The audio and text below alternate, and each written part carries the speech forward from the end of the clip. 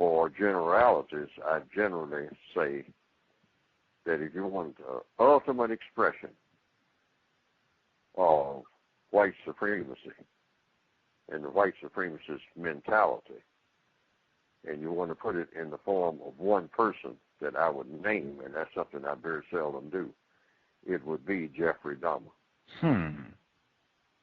He's the ultimate expression of white supremacy. Everything that he was doing, working in a chocolate factory, the whole 9 yards, and storing black males' bodies in canisters of lye and alcohol and whatnot, and got them in the refrigerator, and cannibalism and all of that, and calm, very methodical. Even when questioned by the law enforcement officers, very calm. Hannibal Lecter, you know. The ultimate. Aryan looking. Wasn't he with young boys too? Yeah, he was. I mean, I forgot how many bodies. Is something like 20 or something like that. You can probably look it up on the computer. Jeffrey Dahmer, you know. He didn't even try to protect him once he went to prison. He was so embarrassing to everybody, I guess. I mean, you know, everybody who really thinks like he does, they warned him out of the way. The black guy killed him in prison. Right. I remember that. Yeah. See, and I think he was set up to be dead because, you know, he was considered a monster. So he's just as calm as he can be. You know, very methodical, very meticulous, went to work on time, excellent worker, working in a chocolate factory, looking at chocolate being churned all day.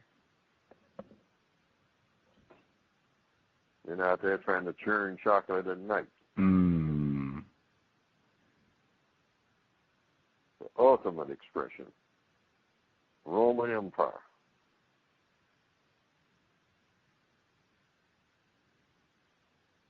Black death associated, black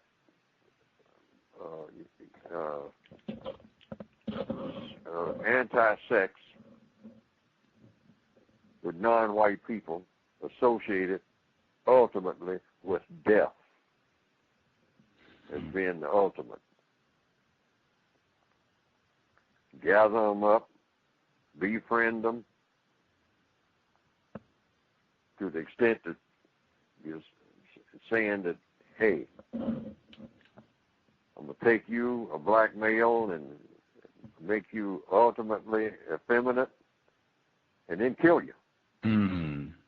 First chance I get. And he ate them too, didn't he? Wasn't that his thing? Yes, and eat the bodies, eat the body parts. Got them in the got the body parts in wrappers in the refrigerator. And got other body parts. I mean, they didn't know what to do with. I mean, because he got so many, and got them in big drums full of acid and whatnot. Keep them right there. Not somewhere way out in the woods somewhere. Keep them right there in their apartment.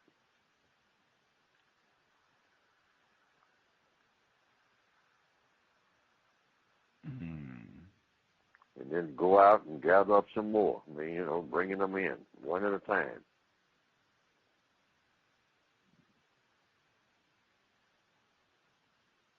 Wow. They probably, you know, you can probably look his name up on the computer and get the whole story. I mean, from A to Z. And they've written several books on it and whatnot. I had newspapers and on it and all like that. But that's my statement, that he's the ultimate expression of that type of mentality. Not Adolf Hitler, Jeffrey Dahmer. Wow. Right. Wow. So this is what ultimately this white supremacy at its greatest is that, particularly aiming at the black male, feminize the black male and then take him and kill him after that. I mean, it's not enough just to make him into a thing, but then methodically and with an expression of affection. Kill him. Because the black males he was picking up were very trusting of him. Hey, here's a nice white guy. I mean, he's buying me drinks and whatnot, and friendly, and, he ain't calling me nigger and wanting to drag me, and burn crosses on my lawn and whatnot. No, he wants to take me to his house. Oh, he's okay. Oh, yeah.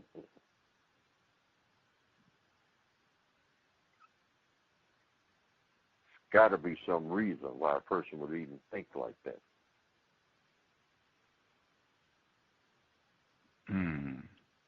But the evidence shows that such people do exist.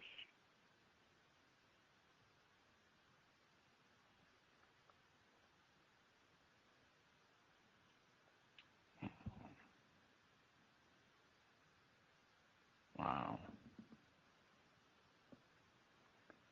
Never even heard anybody mention Jeffrey Dahmer as, a racist or a racist suspect or anything. Well, he would be a racist suspect just by being white, according to the code. Mm-hmm.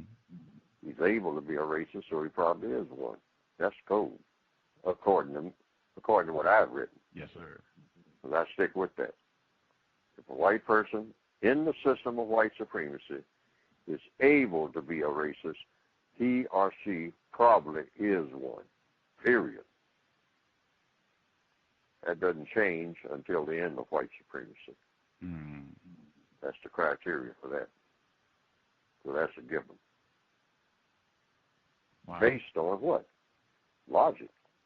Not panic, not irrationality or whatever that means. Not, just being super judgmental up front. No. That's logical. It's logical to believe that because it's dangerous not to.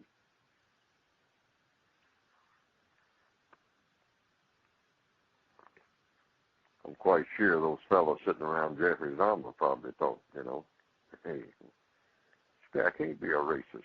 He likes to hang out with black guys, Mm-hmm. all the time, Plenty of white guys around here, I mean, usually, he stands out. He don't even care what white guys think, He sits over here and drinks with the black guys. He's okay. Yeah, so he's an interesting study, but I say that he's the ultimate expression, because, see, that's basically what the white supremacists do. With that racism, when you take it to its nth degree, it's destructive and goes right into, and the most destructive acts are something that's sexual or anti-sexual. That's why I put that in my book long before there was a Jeffrey Dahmer.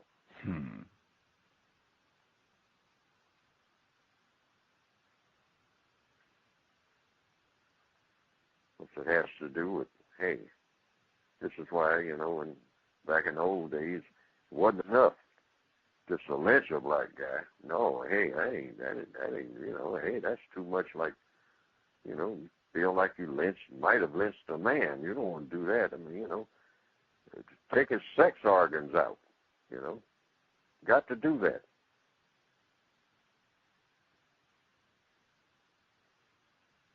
Yeah, just don't hang a nigga, Cut all his sex organs out.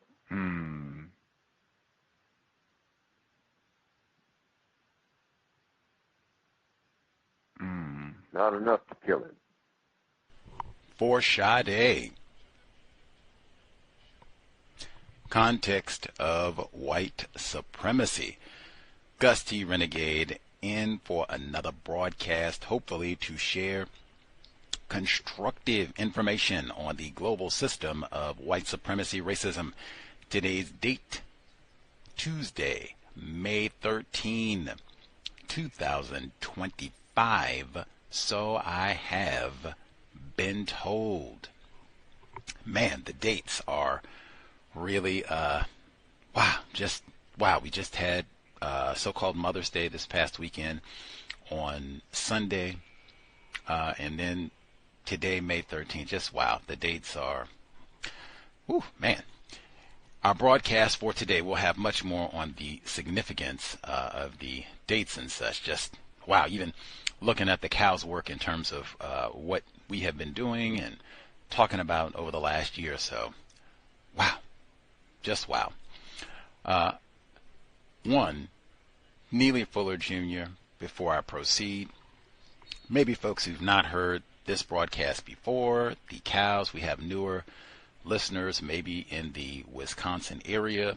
This broadcast, the COWS, dedicated to studying, learning about the system of white supremacy racism on the local, national, and global level, learning what it means to be classified as white. That is what we are dedicated to doing at the COWS. That's what we've done for 16 years. Now, an ancestor, Neely Fuller Jr., hit his website, producejustice.com. Mr. Fuller, that was him speaking at the beginning of the broadcast. He was a guest on our program dozens of times over many years. And wow, just he dedicated his entire life, 95 years, to doing the best he could to replace white supremacy with justice.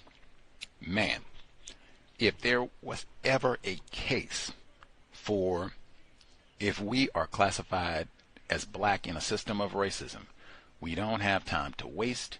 Every time, and I mean every time, we are in contact with other people who are classified as black, non-white people, it is talking about something constructive, focused on things that are constructive, exchanging views, Mr. Fuller said, on white supremacy racism. But we're not sitting around talking about what you watched on Netflix. You know, we're not name calling and gossiping about what Leroy did or did something constructive.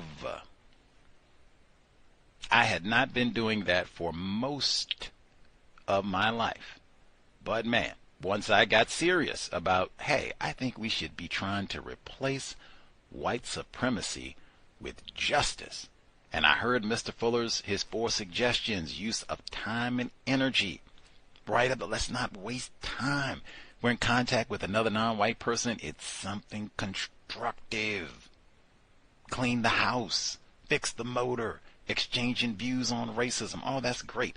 No bickering, no fighting, no name calling. Geez. 15 years ago, Neely Fuller Jr. discussed if he had to, hey, the essence of white supremacy racism, if I had to distill it to one single individual classified as white, who would it be? Milwaukee's own Jay Dahmer. I had never heard anyone say anything of the sort. Never heard anyone, even like if you want to say what they call a poster child for racism, I would have never thought, oh yeah, that dude in Milwaukee who was chomping on the black people, non-white, I would have never thought. Mr. Fuller had so much to say about that, and then we had also an ancestor now, Dr. Frances Cress Welsing. She had so much to say about Jeffrey Dahmer and what he illustrates about the system of white supremacy racism. But Mr. Fuller, talking to him first about all of this, I had never studied that case. I'd never examined it, didn't know anything about it, you know, for the most part. And wow. From the moment he said that, I started investigating, learn a little bit more. When I had a little bit of free time, we've had guests on the program. Robert Dvorak, white man, he wrote the book Milwaukee Massacre, came on the broadcast in 2011 to talk about that, came back and spoke with us later about the Penn State scandal and child rape, some similarities. And then we read Lionel Dahmer. That's Dahmer's father. He wrote a memoir about this whole experience, and he has that whole tacky passage where he says, now, Jeff, he might be a killer and a cannibal and an alcoholic and a child rapist and a pedophile, and I mean, hey, all of that is true, and what can I say? But I draw the line at racist. You don't call my son Jeff no racist. He chomped on a whole lot of folks, and he didn't just go around killing black people. We read that Catherine Massey book club. But all started with Fuller.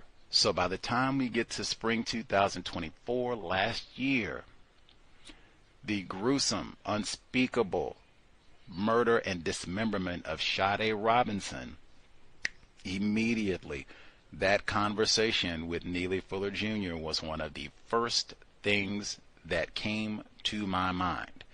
Everything he said, and I'll even be truthful, I wanted to make that clip about 2 minutes.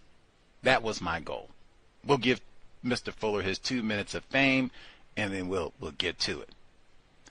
I was looking literally with my hand on the cursor. We're going to cut right here. We're going to cut right here. I said, oh my goodness. Oh my goodness. Yeah, that's still kind of relevant. Yep, that's still kind of relevant. Yep, that's still kind of relevant. Neely Fuller Jr., ancestor now, but wow.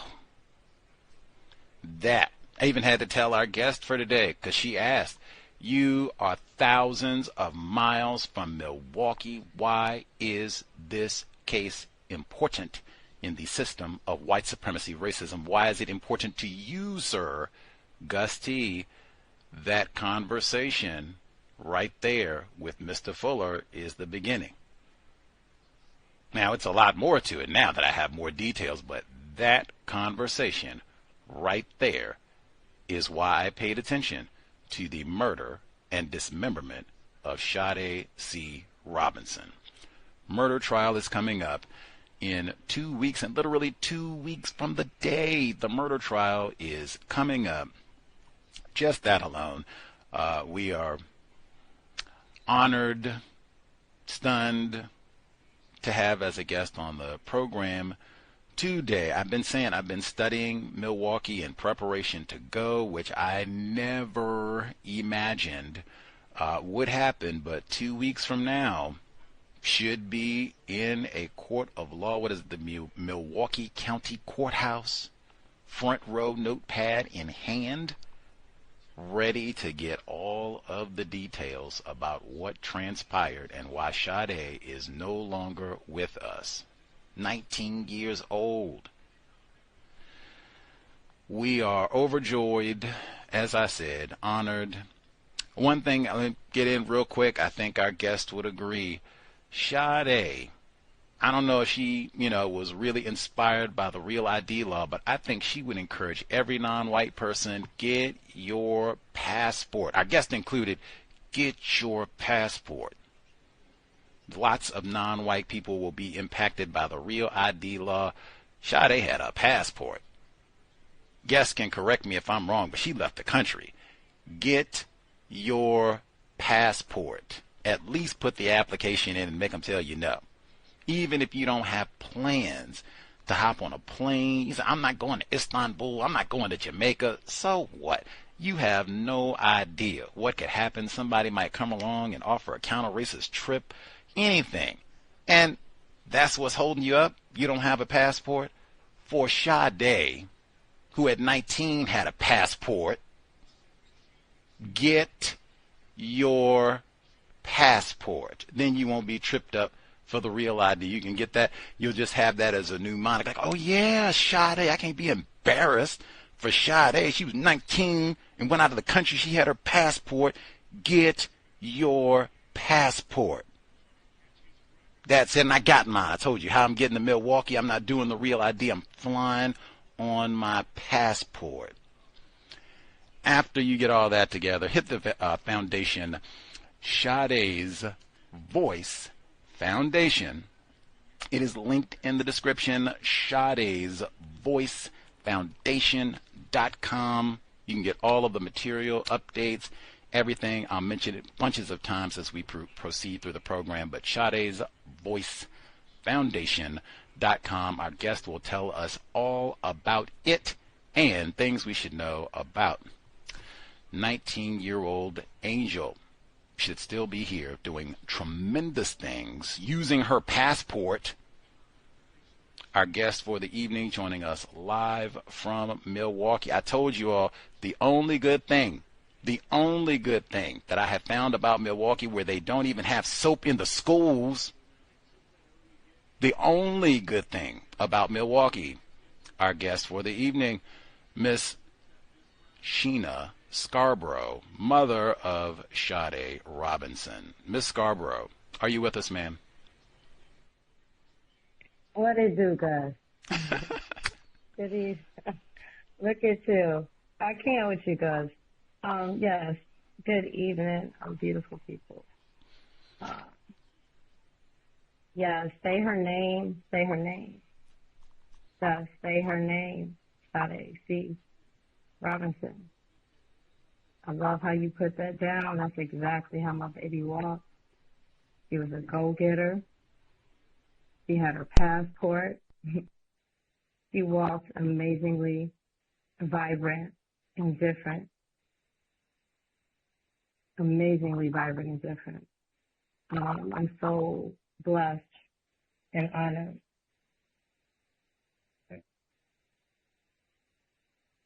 I am gratefully blessed and honored to be Adriana's mother, my youngest daughter. This is hard. This is very challenging.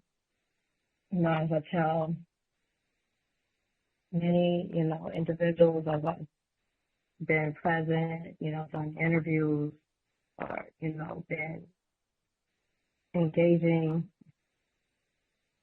Surprisingly, this is very traumatic on a daily basis. I can't even describe the layers of trauma from trauma as a crime victim, and then a crime victim of such a brutal type topic related to racism. Listen to you speak upon openness, I'm still taking that in. It hits hard, everything hits hard. I honestly, sometimes don't know how I'm able. A lot of individuals are like, how do you get through it? How do you sit through it? How you still able to be present, walk, wake up, advocate, speak.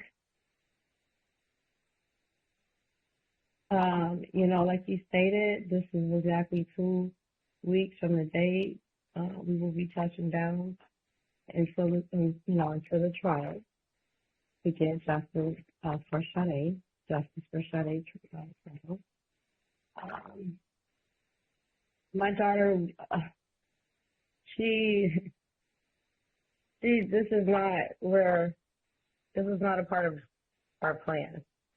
Like, as a mother, you do your best to raise your kids, provide them the best of your ability, do the best kind of care for them, put them through school, keep them safe, fed, teach them life skills, educate them, nurture them, love them. I did all of those things for my babies, and I'm still doing it. I'm doing it for my oldest baby. I call him my oldest OG baby in the spiritual realm. Sade walks with me daily, and for my youngest OG baby, Adriana, that's just the only thing, the only way I know as a mother is to be present for your babies and to raise them the best way you can. And you never would imagine that someone would brutally come take your child in the way that this demon did my baby. So just so you know, I don't refer to the individual that brutally harmed, hurt, killed, dismembered, and spread my baby across the Milwaukee in the most disrespectful way, arsoned her car, displaced our lives. He affected this is so many layers. This hurts so bad, guys. But, I'm here with you today. You are officially my last and final interview. Up until the trial. I respectfully spoken, that I need to take time to mentally and spiritually and physically prepare for what lies ahead. These type of demonic. This is just not a normal demon behavior. Like this is the devil himself. So like I'm mentally and spiritually preparing for battle with this devil that harmed my baby. Well, thank you for having me here, guys. I'm here to be Sade's voice. I am her voice. I'm going to continue to be her voice. I'm going to be the voice for all of the missing and murdered BIPOC, Black, Indigenous, people of color, Black and brown women, whose voices are not usually heard, their stories are not told. So, that's where I've been placed at. This is something I never could imagine. I wanted to walk through. I wanted to be here traveling with my oldest. We had plans, we had goals, We had a lot of plans and goals, so.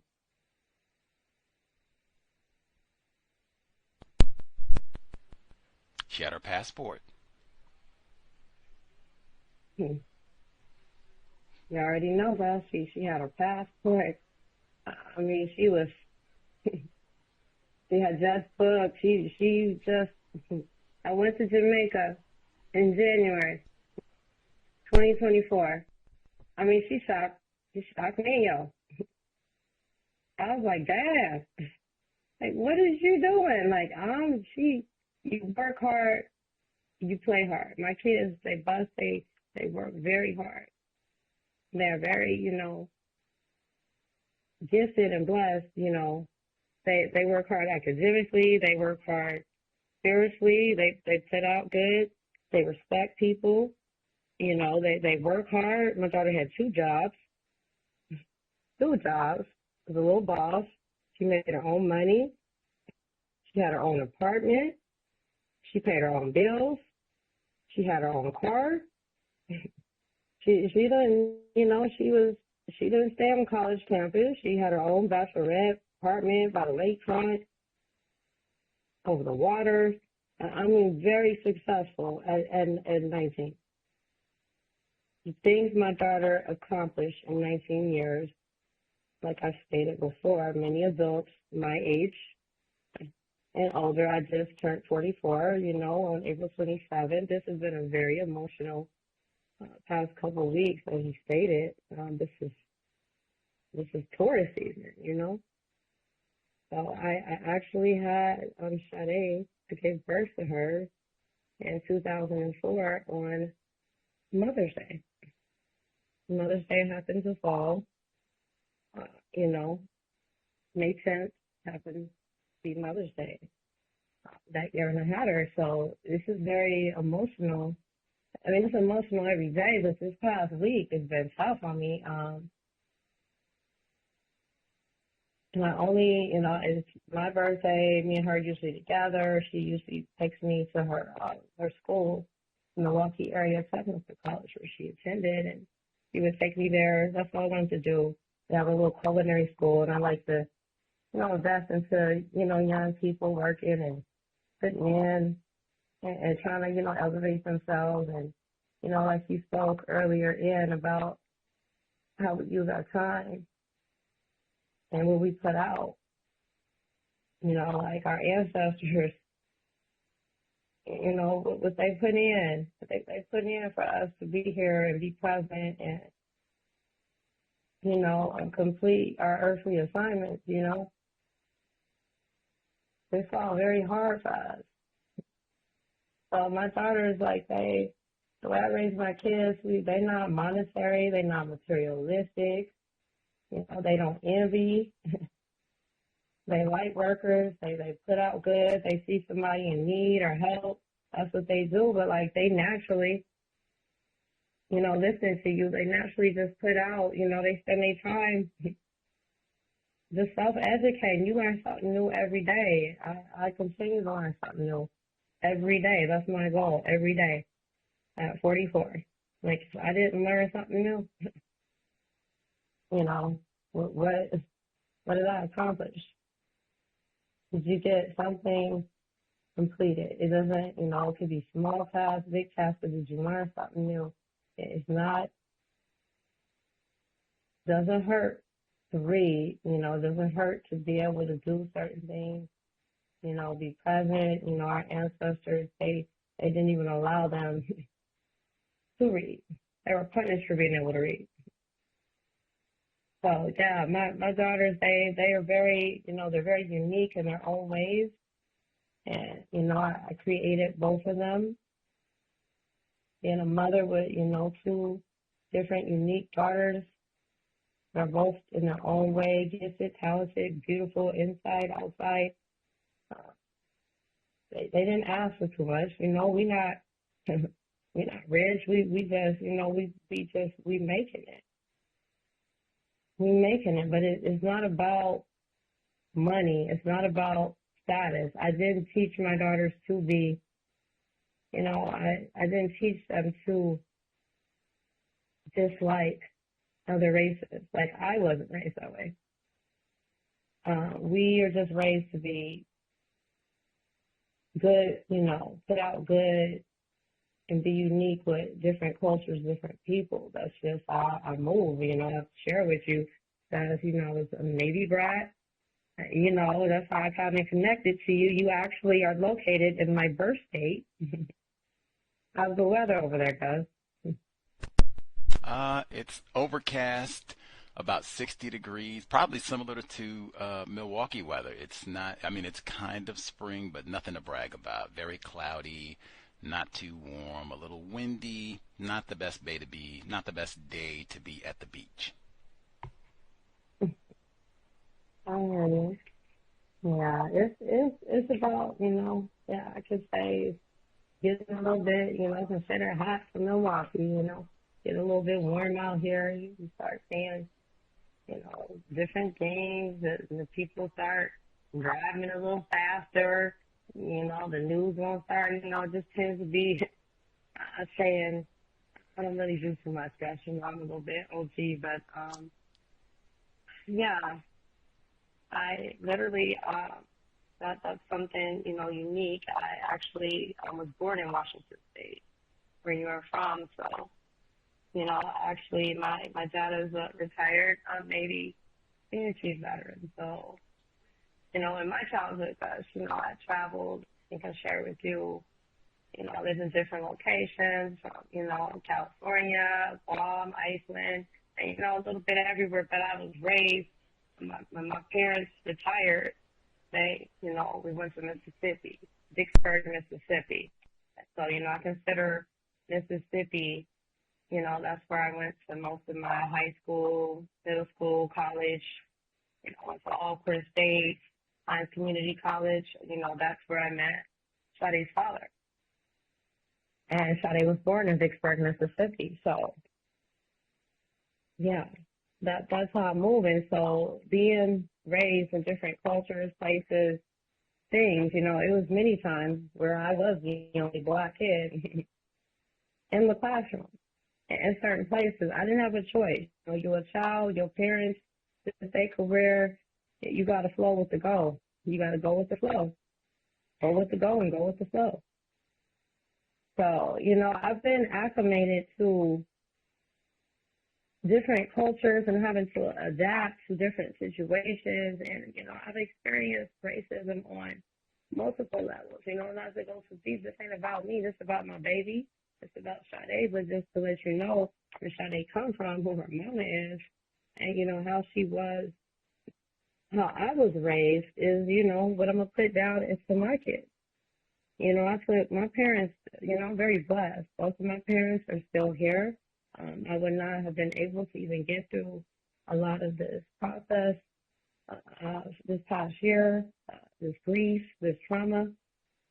Without them, I'm very blessed for that because there's a lot of people, my age, a lot of my peers who have lost their parents. And there's a lot of, individuals that are even younger than me who have lost their parents. So everybody's situation moves differently. There's a lot of individuals who have, experienced crime. There's a lot of crime victims. And, this is the reason why I really, kind of agreed to, do this interview with you, amongst this is being a very fast-paced, traumatic time right now where, again, I stated I just kind of need to meditate and find, some type of, I don't even know how to describe it, but like, it's a lot of noise, I can't, everybody want to, interview the media, a lot of stuff sometimes is hype, individuals don't quite understand, not all, but, walking as a crime victim, this is a layer I never imagined to walk on, so,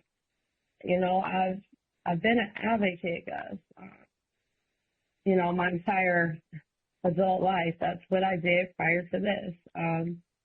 Mental health has been my area of passion. I have a undergrad in psychology, a minor in criminal justice. My baby Sade had just received her associate of arts degree. So was a month away from receiving it in Milwaukee Area Technical College. It would have passed her for criminal justice.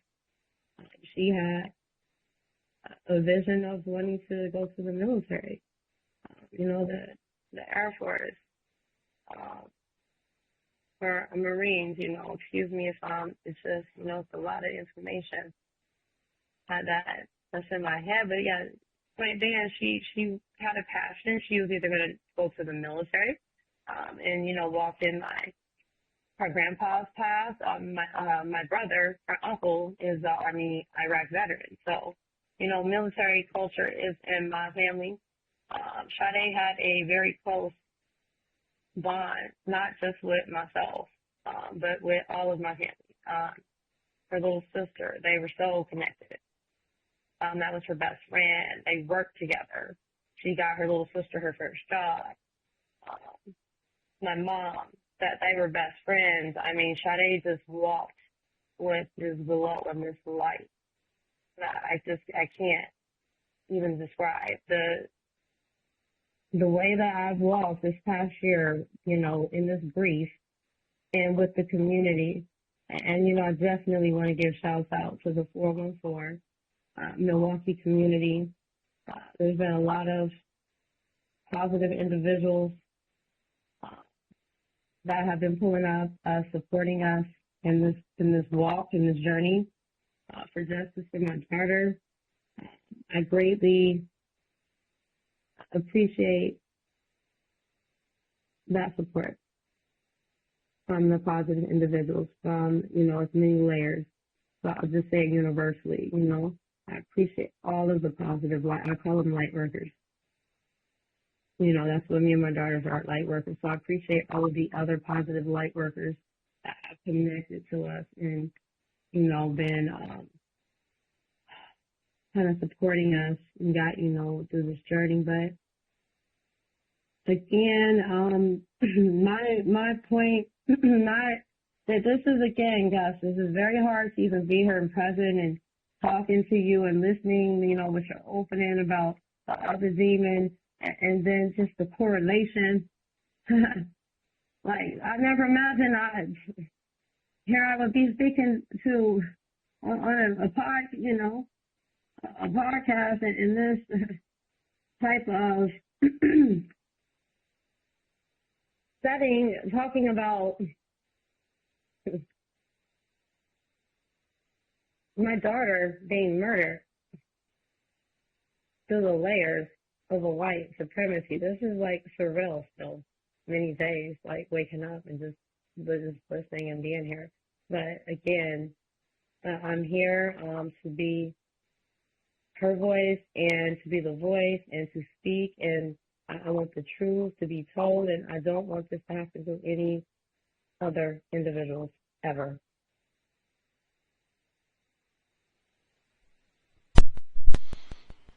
For Sade, visit the website SadesVoiceFoundation.com. Address again, SadesVoiceFoundation.com. And for listeners, it's been like a year since all of this transpired, and as she said accurately, who could even imagine such an event? Surreal. That would have to be about as close as it could come. Like it is unthinkable. It's been a year, and then you still got the trial pending, or trials really pending, but certainly the criminal trial just 2 weeks away. What was your thought process in creating the 501c3 Sade's Voice Foundation? And can you share some of the, I think, just everything that you are still experiencing on top of you have another daughter you still have to parent, and that school has lead poisoned water. But what has the foundation, Sade's Voice Foundation, what have you all done over the past 12 months to keep her memory and work alive? That's deep, guys. Whew, let me take a, exhale on that. So I just, throughout all of this, again, I have to remind individuals that I don't, to this date, we don't have my baby's remains, okay? I want to be clear on this, okay? There's a lot of different in-depth things, and as we progress, move past get through this trial, get my daughter's justice, I will be able to go in depth on many multiple layers. So definitely stay in depth.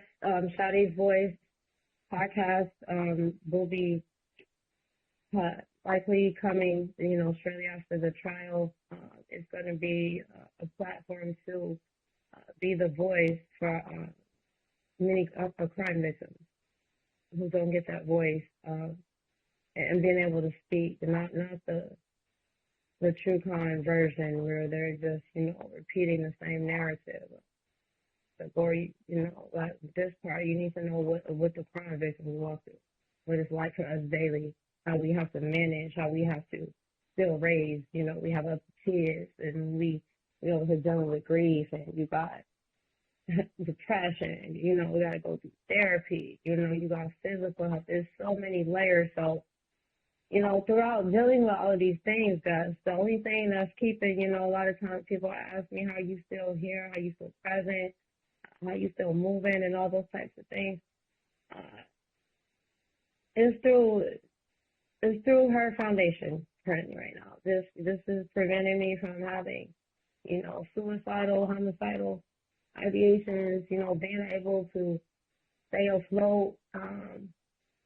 It's kind of a form of therapy for me, because we're nowhere near the healing process. We've not even been given an opportunity to start that process with so many of the layers that we're still dealing with. So, just briefly, I just have to make that be aware that, like, we don't have all of my daughter's remains.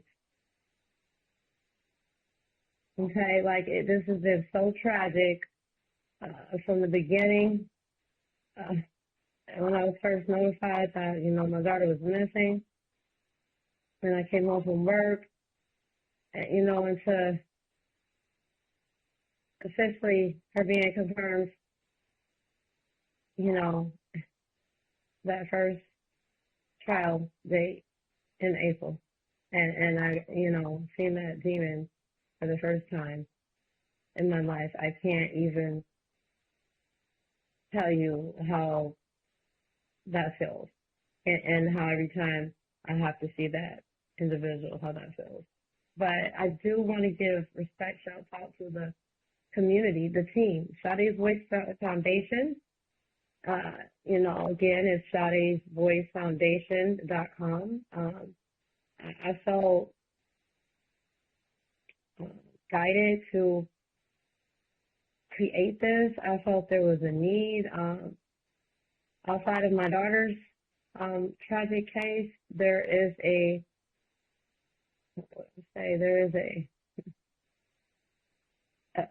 crisis, but there is it's a plague of missing black and brown girls in Milwaukee on a daily basis. There is a lot of missing and murdered black and brown women. And I'm not just, I don't know how it moves, to y'all, the listeners across, the rest of the country, but I'm only speaking for where we live at. And, prior to it coming to our front door, I guess I was, I was out in the community. Like I stated, mental health is my passion. I always advocate for others. I've done a lot of case management, counseling, crisis stabilization, type jobs, work for multiple different agencies, you name it. I've, had done it, social work type stuff. So with that, it's just like it's a natural, like, just, it comes naturally. It's just like a gift of being able to, that's just what you put out is, it's not monetary. Because, a lot of these positions, they're not highly paid. No, you don't make a lot of money unless you start getting into a higher level, which I was pursuing. Had just got accepted into graduate school. I just got accepted March of 2024. I was so proud to let my daughters know that, mommy's pursuing her master's to be a professional counselor, licensed professional counselor. That was my path. I'm in my first class at Concordia University in like my fourth week, and then here this happened. So like everything has completely transitioned. Like, that's not my walk anymore. My walk now is being an advocate for other crime victims, missing and murdered. It's not just black and brown. I want to be clear, but it represents, all missing and murdered, especially in our state. It's a high crisis. This is a crisis. So when you say what led me to create Sade's Voice Foundation, that's what the cause Sade did. She talks to me. She's present with me. She kind of guides me through every decision I've been making. Anything in her name, anything in her legacy, I'm going to carry. My daughter was a very creative, beautiful boss. Yeah, she was a boss queen. Okay, so I have to be able to carry out her legacy and her light in the way that she lives. Okay, and she wants me to be able to support and help other families that are walking through very similar type situations that do not have the resources, or they do not know how to maneuver the criminal justice system, the layers.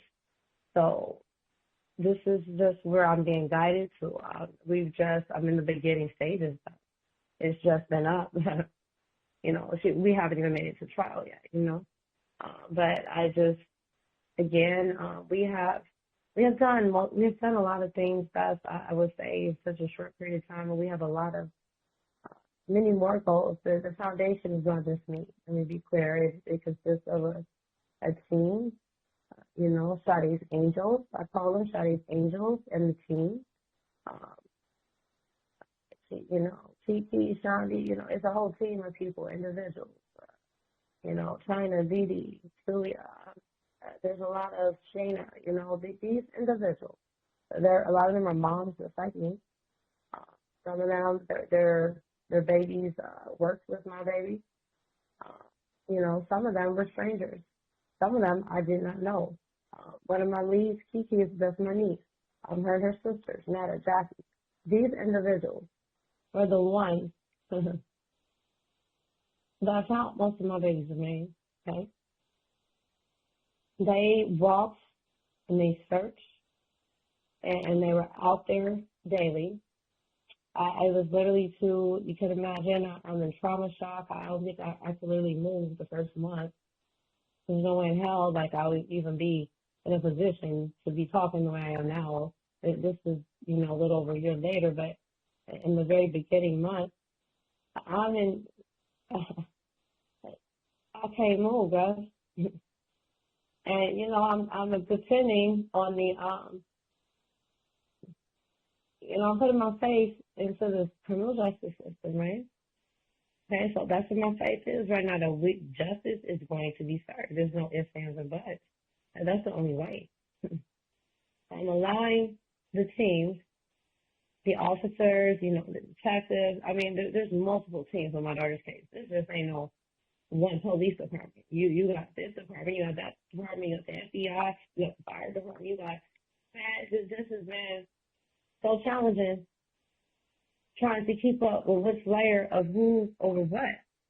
So again, I'll be going deeper into a lot of that stuff, guys. After the trial, we will be laying down Sade's voice, her memoir books, and her podcast will be coming, and I'll be going way in depth. I'll be going in depth, telling all the layers of everything that we have to go through. Again, the case is still open and ongoing. We're about to get justice in a couple of weeks. That's where we at, but I'm allowing this criminal justice system to do what it's supposed to do. Okay, so, and there's no justice. We ain't gonna never get no justice, guys. Ain't nothing gonna replace my beautiful boss queen. Ain't nothing gonna replace her. So there's no such thing as a justice. But I bet you that demon, he's gonna need to be returned back to hell before I leave this earth. And I guarantee you, him and his entire family tree will be eternally haunted.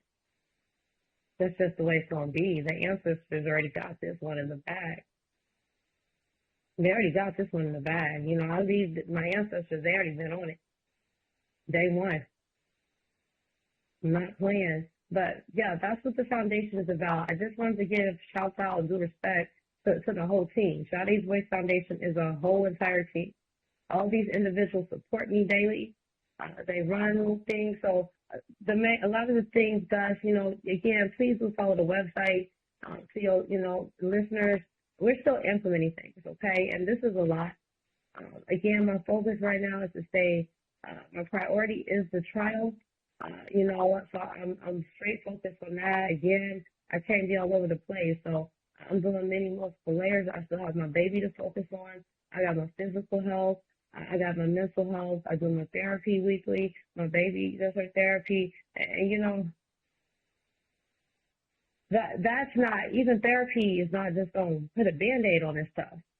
It's a multiple things that I'm doing that even allows me to be talking to you and to still be present and to even be running a foundation. So it consists of a team, and there are some other positive light worker people. Fortunately, there are some other light worker people that exist still in this world, such as yourself too, including us. You definitely make an awareness, guys, in your passion and your drive, bringing awareness on certain topics and your dedication to, putting things on the table and correlating it in different ways and layers. Since, I've engaged and, been able to delve in with you, I give you, I don't usually vibe with a lot of journalists, I'm just saying, because a lot of them are about the mission, they about the assignment, they just trying to get the, and I don't mean to just put you in a category of journalist, like, but that realm, newscasters, radio people, they come and they want to tell the story, boom, boom, boom, but do you know what the crime victim is dealing with all over here? You got to have respect, you got to give them the space, we got to have boundaries. And so that's just the way it's going to be. So, I pick, and I have to pick and choose what I allow to happen and do in my space. And I don't really care what, who, it's not about, this ain't no media, this ain't no fame, this ain't no money thing. I don't, there's been so many people, telling the story. I'm just going to be 100. I couldn't even look at the media and a lot of things at the beginning. I didn't even go on my apps for like months. And, when I finally did, like, come back in and see, like, the TikToks or the different stuff or whatever you call them, the influencers, it's like, everybody's talking about my baby. Like, imagine waking up and you seeing your daughter all over the news and the media. Like, are you freaking kidding me? Like, I still can't get through that, but that's the focus of the foundation is to be the voice for other missing and murdered individuals, more specifically our BIPOC community, because they don't get as much awareness as our white individuals. They don't. It's a freaking fact. Okay.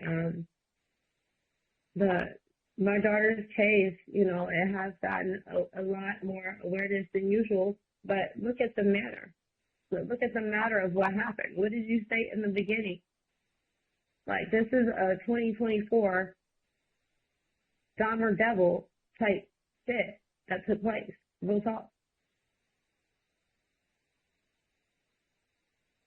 Listening to your beginning, that's what this is.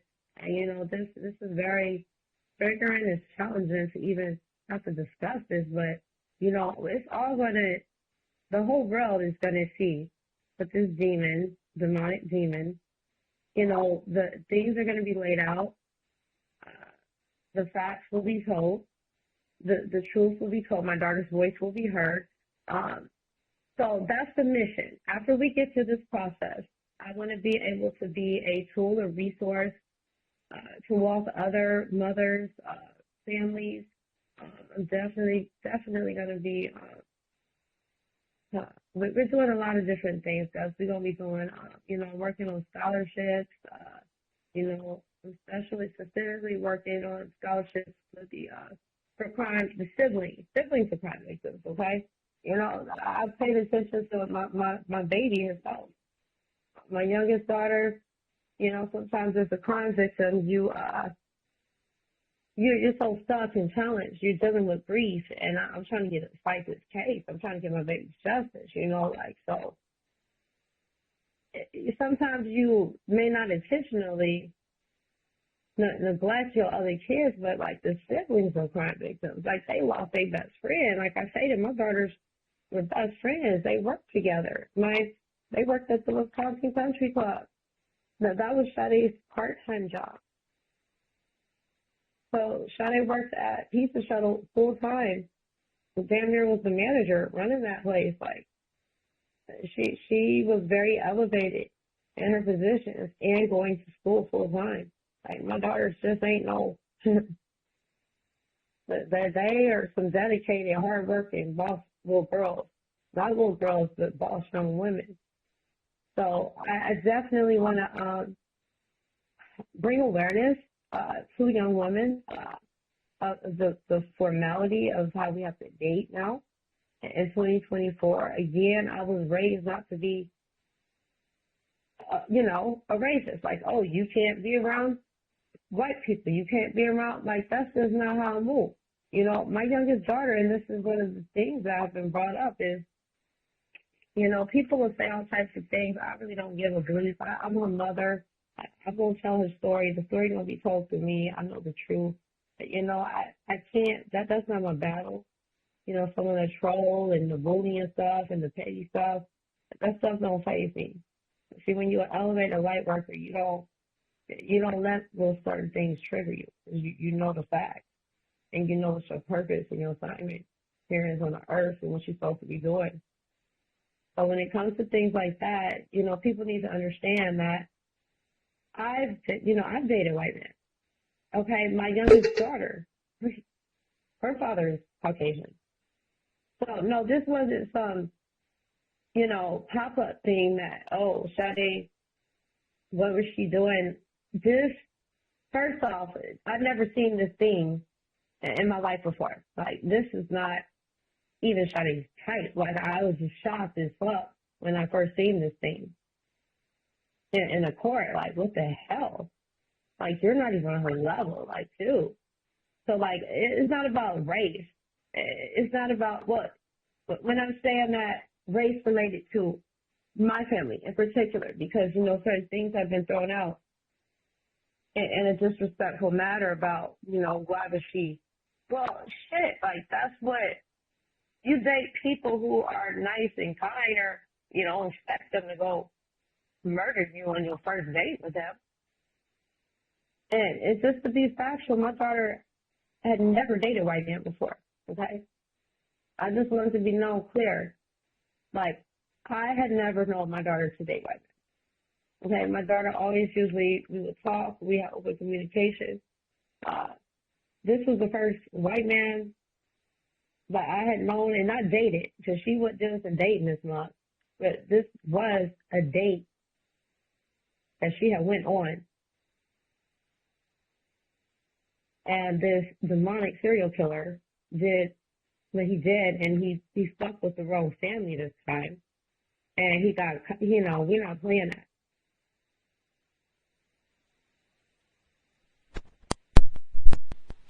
For Sade, the foundation, the address again, Sade's Voice Foundation.com.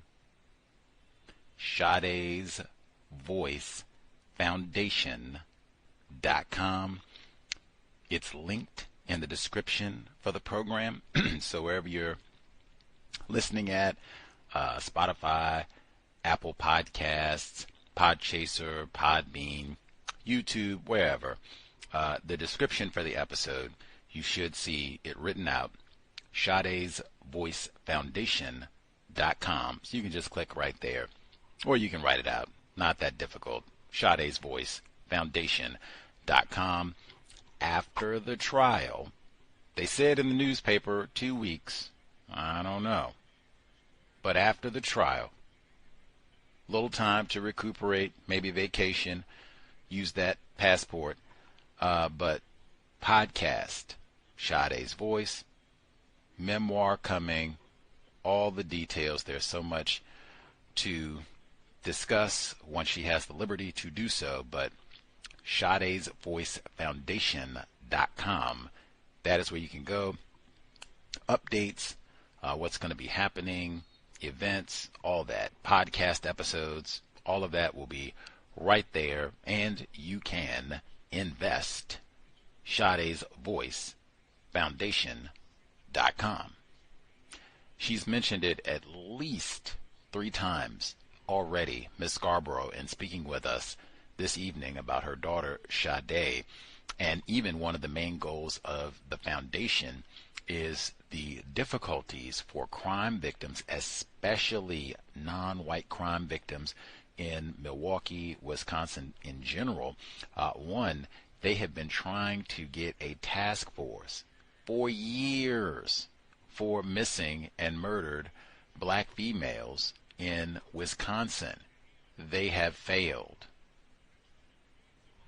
It does not get any better than tacky. But they were talking about this years before we got to Miss Robinson's case. But going back to research, so this is the earlier racist cannibal in Milwaukee, 1990s, who we will see if we can not name. This is from the Milwaukee Sentinel Journal, which I've said repeatedly, this is the same paper that has had about 50 articles covering Sade Robinson's case since last year. Same newspaper, major in Milwaukee. This is from July 24, 1991. FBI files show 882 Wisconsinites are missing persons. This is from July 1991. I'm not going to read the full report, but just a teaspoon. It says, records show that relatively few of them will become murder victims, but 882 people from Wisconsin are considered missing persons, according to FBI statistics. The count from June 1 is from the National Crime Information Center computer, whose massive database tracks information ranging from outstanding criminal warrants to the serial numbers of stolen TVs, stolen by Leroy. The Jeffrey Cannibal Killer case has triggered calls to Milwaukee police from relatives of missing persons. On Wednesday, Detective John Finnegan, who has been assigned to take the calls on missing persons, said he had received 24 as of 10:30 a.m. The inquiries from Milwaukee and elsewhere were either from relatives or other law enforcement agencies. All of the calls concerned men and boys who had vanished. And I will stop there, but this is 40 years ago. We're a good 30. There we go. A little about 35 years ago, give or take a year or two, where they are talking about the exact same problem. Now, they don't get into the demographics of this, but we already know because they have these demographics. It's in the Very Local series that just debuted last week on Sade Robinson. Miss Scarbrough made history. This is the first time they did an hour segment on anyone. They did that for Sade. But they had the information right there. Black females are substantially more likely to be missing than white women, and more likely to get coverage, attention, talked about, reason. They would have got a task force, I bet you, if they had lots and lots of white people, white children, white women, white men. They would have had a task force in Wisconsin. They don't have that for black females. Just, can you talk about, I think you said you've been able to meet some of the other victims, and even if you hadn't, you certainly have your own now 12-month experience as being a crime victim, black crime victim in Wisconsin. Can you talk about the difficulty of navigating all this, especially navigating all of this when you're not an expert on the criminal justice system in Milwaukee? Yeah, gosh, it's so the layers, and forbidden. My baby, her life will not, it's not gonna be in. I'm gonna say it. Her light is carrying on so heavy. Her presence, she's so present here, and the community, like she basically has saw within the first 48, my baby, she this is how, again, in the spiritual realm, I raised my babies, literally boom, boom, boom, boom, boom. So some of the things that I implemented and I talked, and I'm that type of mom that talked to my daughters. I was very overprotective. Way more than probably their dads, My daughters, again, I'm not going to be on the race thing, but I'm just going to make it clear, individuals are not going to be pulling up, just some of the things, I have. There's been a lot of negative troll type behavior, and I'll talk about that later, related to the Park Memorial thing. That's another, I don't want to transition, but to stay on the task force part. Because even when you're going through all this trauma, and again, I'm here trying to walk in it. At the same time, I'm become some type of I'm advocating. This is, again, my natural walk and behavior of how I work. And this is what God just has me doing. And again, my daughter, my daughters walk just like my mom. They're just higher, elevated. I mean, like they're higher light workers. So with this mission, this task force, this missing and murdered task force, this did not just come from me. So I want to be clear on that. Okay, there's a representative in Madison. Madison is the state capital here in Wisconsin. Well, there's lawmakers there that have been Representative C.O.W.S, who I have been able to connect. She reached out, earlier on. She did a very beautiful citation. She was present, at my daughter's memorial. I did, I had a memorial for my daughter. I literally had to do something for my baby for the community, to bring them some type of, this has affected the community on so many layers. There's, sometimes I find myself, counseling and guiding individuals, they're very, and this is individuals on all layers. There's white people, Black people, Hispanic people in the community that have been traumatized and hurt by what took place to my daughter, okay? And they have made it very vocal, and they have stood. A lot of them are like, I don't give a fuck. I'm standing 10 toes behind, no matter what, with their positions and the community. I don't do politics. I don't do religion. So I'm going to be clear on that. I respect individuals for how they walk. I don't care if you Republican, Democrat. I don't care if you, how you believe in God. You go to church every Sunday. All that stuff don't matter. I don't look at people like that. And I told my daughters not to move. We don't move in this realm like that. We don't judge people based on those types of things, Exactly. So these representatives have been working on these task force for years, but they kept getting shut down. So currently right now, I'm this is a lot of different layers and steps. Stuff just don't happen instantly and overnight, but it seems to be making a little bit more progress. The noise, what has taken place with Sade, and her name and her voice being carried so heavily, and it's sad to say that what was going on in Milwaukee. Milwaukee is, I'm gonna say, the highest city in the whole state with the crime stuff going on. Okay, Madison's the capital, but Milwaukee is the hub of the crime, okay, with the missing and murder, okay?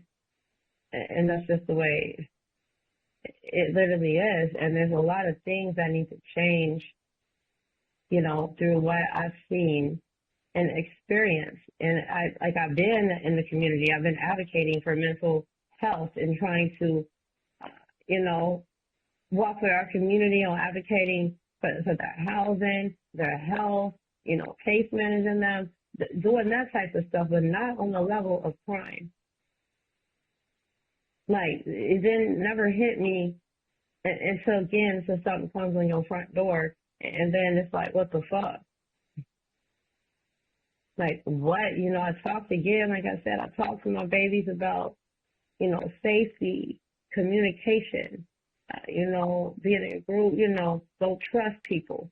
I have a very small circle, number one. That's I don't really vibe with too many people. In real life, I'm an introvert. You're not going to catch me doing interviews on TV. I don't do, this is not my walk. But again, this is just, I have to make this story be told. There's a lot of young women who are still missing, and they ain't got no justice. There's a lot of other moms in the community, crime victim moms have not gotten, their baby stories haven't been heard and told. And so again, with the, as we progress and move on, with the foundation and through the podcast and other things, I'm definitely going to support all of these other individuals in the community whose stories have not been heard and told. So I definitely want to walk with them, just as, ain't nobody really been, I've had to walk for myself, fact. I'm just saying, I'm so strong and avid about my kids of how hard I go. Anybody who's close to me, anybody who else on my team, on the Sade Voice Foundation, on the team, they know how hard I go for my baby. I'm not playing about my kids. You can go to like look at my, if you in my profile, like before, like dude, I love my daughters, y'all. They're my everything. So you can't imagine how this feels, and to still be in the process of trying to create and change law, because this right here, this ain't gonna be, this got to stop. This is a pandemic. This is a freaking pandemic in Milwaukee. Okay, and it's like taking the life of my daughter to make this be heard across the country, across the world. My baby, she's in the world Wikipedia, y'all. It took this, a 24 Dahmer. I don't even like saying their names. The demons, the first demon, it took this one, and it's very triggering, but this ain't this was this demon's first time. So I'm more, and I can't. Again, I'm gonna get through this, and I'll be able to, delve into other layers and other things later on, as Gus stated, in some other ways. But the missing and murder task, I stand 10 toes behind Representative Sheena Stubbs. She's over there in Madison. You got Reverend. I'm sorry, I'm struggling with my words a little bit, Gus. I've been moving all day, Gus. All day, but I'm here with you, okay? But LaTanya Johnson, okay? A lot of these individuals, we got local individuals, Dora Drake. So I did meet with a lot of these leaders, these Black politician leaders, in the Milwaukee during they had a Black political power tour, last year, where, they did invite me there to, be able to tell some of the things I'm going through, with our situation. So again, you're like, what are some of the things that the foundation has been doing? I look back now and I'm like, damn, I don't even know how I've been able to do a lot of the things I've been able to do, and being able to be present and speak. And, I break down. Every day is challenging. This is not easy. This is not easy, but I'll have to do it. There is no choice, guys. I am a mother. I still have to be present and be here for my 17-year-old. And she's a genius. I'm so proud of her. She's phenomenally through all of this. She's created justice clubs at her school. I go to Meyer. She's created the first social justice club. The things that she has done over the summer, she's been out there protesting with other families in the community. There's been a lot of different things that have happened and taken place. The individuals, just not even on the layers of the woman part, but there's a lot of stuff. There was during the the Republican National Convention, Sam Cooke, there was an individual who was just shot down by officers who, they were from out of town. Some out of town officers up here, it's just a whole bunch of traffic, for a campaign, and I'm not being negative. I know who our president is. I know all that. I don't get into all that. I'm not going to sit here and be wasting my time and fight, argue with people over Kamala and Trump. Baby, I'm worried about what's going on right here in my town.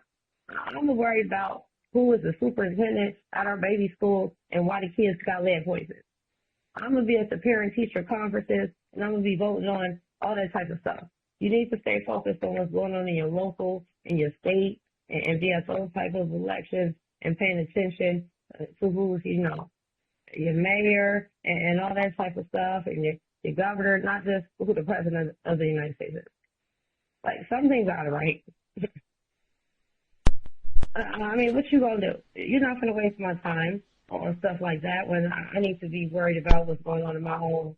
You got to start with your own home first.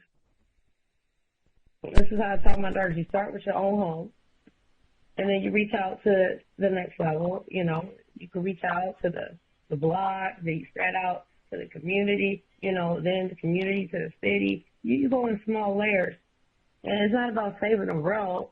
It's about what you're doing, and you're not gonna be able to help or save anybody else if you're not doing stuff right in your own fort, in your own home. So you got a lot of individuals around here walking around, like it's a lot of stuff that I've been engaged with, and you know, you got people that they call themselves advocates, and then some of them, like, they be in competition with competition. Like, how are we gonna be in competition as community advocates? We all supposed to be out here helping each other, yo. Like real advocates don't move like that. You over there trying to outdo my fun, and I'm not talking about. This is what I've been observing, like being in this, you know, where I've been placed at. I just did my own work, and you know, I worked for other corporations all my life and other organizations. And, you know, I sometimes would observe how, you know, I'm not, you know, name a state. I work for all types, state, federal, you know, county, city. And you see how some of these organizations run, and they be based on money most of the time. They don't be focused on the client. They don't be focused on the assignment. They don't be focused on the real plan and helping the individual. But you know, they want to keep you on the plantation. They want to keep you on the plantation. You know what I mean? And they want you to do all that paperwork and write up stuff that that's not really making sense. Like, hold on, I got all the clients in my office, and they still not feeling good, but why am I making these notes up to cover this grant for all of y'all? And then you know, it's so many layers for workplace stuff. That ain't the topic. I know you do your workplace thing on Thursday, so I have to pull in one of your workplace things, Gus. Keep me on topic here. But Thursdays, 7 p.m. Guys, keep me focused, you know. Yes, you ma'am. know what I'm talking about, yeah. Yes, ma'am. Okay, Thursdays. but guys, don't get me started with the workplace, but no. But it's I'm very thankful and blessed that I've been able to have those experiences and been able to work at so many places and see how some individuals don't move through their spirit. They're not about the real assignment. And see, like, you're not going to really elevate in life. And you're not really solving an assignment. So this is just me. And I'm no expert, but this is how I raise my daughters. This is how I move. And this is just me. I'm going to be real until, you know, my demise is to my time. And I'm going to fight for my daughters. I don't care what. I'm going to fight for others. But I got to focus on my fort first. I ain't going to be able to save or help no other individual. And so I get through this whole process because I've been learning many things in the layers. Like again, earlier on, when my daughter was reported missing, and she was missing. And again, you know, we solved a lot of the stuff. My daughter had a tracking device. She has a tracking device, a thing on her phone. And so any parents in her, you know, please communicate, talk with your kids. I would strongly suggest this is one of the things, you know, we may possibly implement through the foundation, you know, a Sade's voice type of, you know, there's a lot of different things that I can't be all over the place, but you don't even, you know, there's so many different apps, but the app that we utilize as a family, because we track each other just to like see each other, like 360. The like 360 app. Okay, that's what pings my baby. That's what pretty much, you know, again, all that dark gonna come to the light. So all these, you know, demonic, because when you're a light worker, you know, demons, there's always gonna be dark forces that roam the earth. And there's demons and devils that you are crossing and you don't even they all around the earth valve. So you got to protect your peace. You got to be cautious. You got to protect your peace, and you can do that so much, just like I implemented into my babies. So that's why this right here, this fucks with me really hard, just because I'm that mom. I was always protecting mom. I talked to my babies and I did that. So like, I've been up studying and investing, trying to figure out like there's something like this this is, you know what I mean? Like this is not right. Like my daughter was. This is not something she would have done. This is not her normal behavior. I know my daughter was like drugs. Like this is, the facts will come out. This is me off of my energy and my mother instinct. And again, a lot of the things that have been presented and that have been made aware, and the things that I'm talking on, they have already been made public. They've been on the news. These are public records. You know, you can go file yourself, the criminal reports. All of this stuff is public record. So this is a layer for a crime victim themselves. You don't even have privacy. You don't even get to grieve. Like, better yet, you talking about healing, and like we ain't even made it to that step. Every other day, the story is raw. It's on the news. I got to retell it. When do we begin any type of healing process as a family? Like, when are we providing any type of justice? It's too many layers in my baby situation. And I'm not playing. This is too serious. It's too serious, but I strongly suggest to, I don't want this happening to any other families or any other young women. But, that app was very detrimental. And my daughter's case being able to be, I'm going to say soft very quickly. Because again, my daughter, she basically solved her own damn case. She let us. Boom, boom, boom, boom. But then some of the letters were, again, I'm putting my faith in the system. I'm putting my faith in the system. This is what we are told. We'll allow the system to do, allow them to do their work, to say, man, come on. So I've allowed them to do the work. They're like, here I am. Who's searching for my baby? They find my daughter's first remain at the Warnermount Park, the severed leg. Are you fucking kidding me?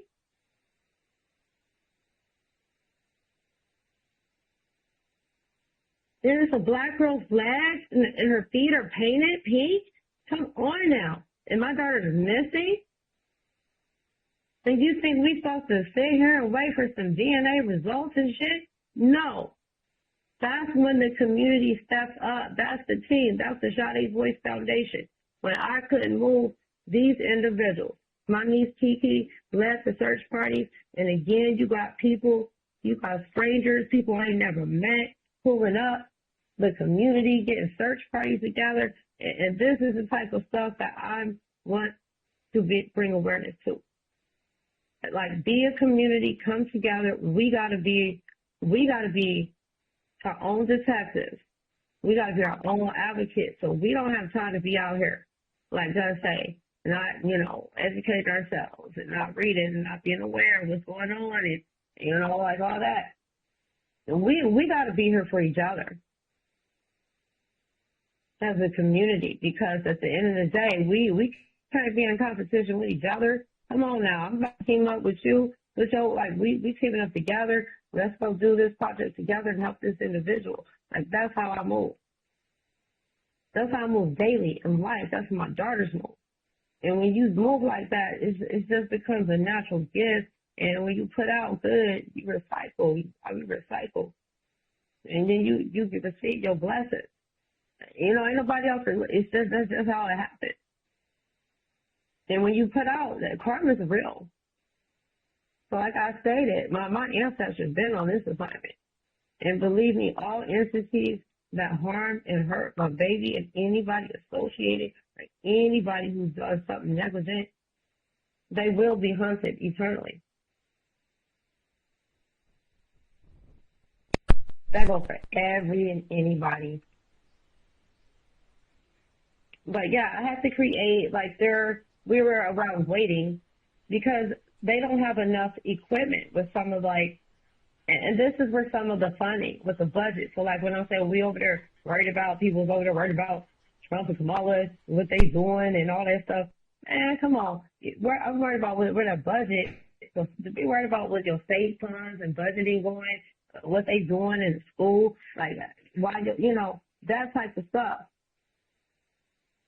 What's in the water, like Gus said, what's in the water? Come on.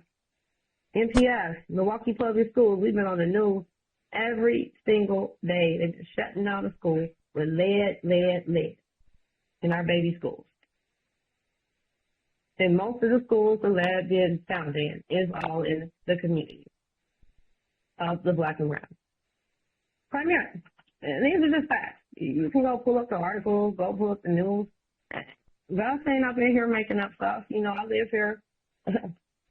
I'm so engaged in the drugs and Sade's case, like, and, I sometimes have to block out and I can't focus on every, crime case and every other individual, that baby's story right now. That's just the way it is. You can call it selfish if you want, but no, I wake up about Sade, I go to sleep about Sade. That's the way it is. That's the way it's going to be right now. Right now, until I get some type of, we don't even have a closure, okay? So it's individuals such as Bruce's Legacy, okay?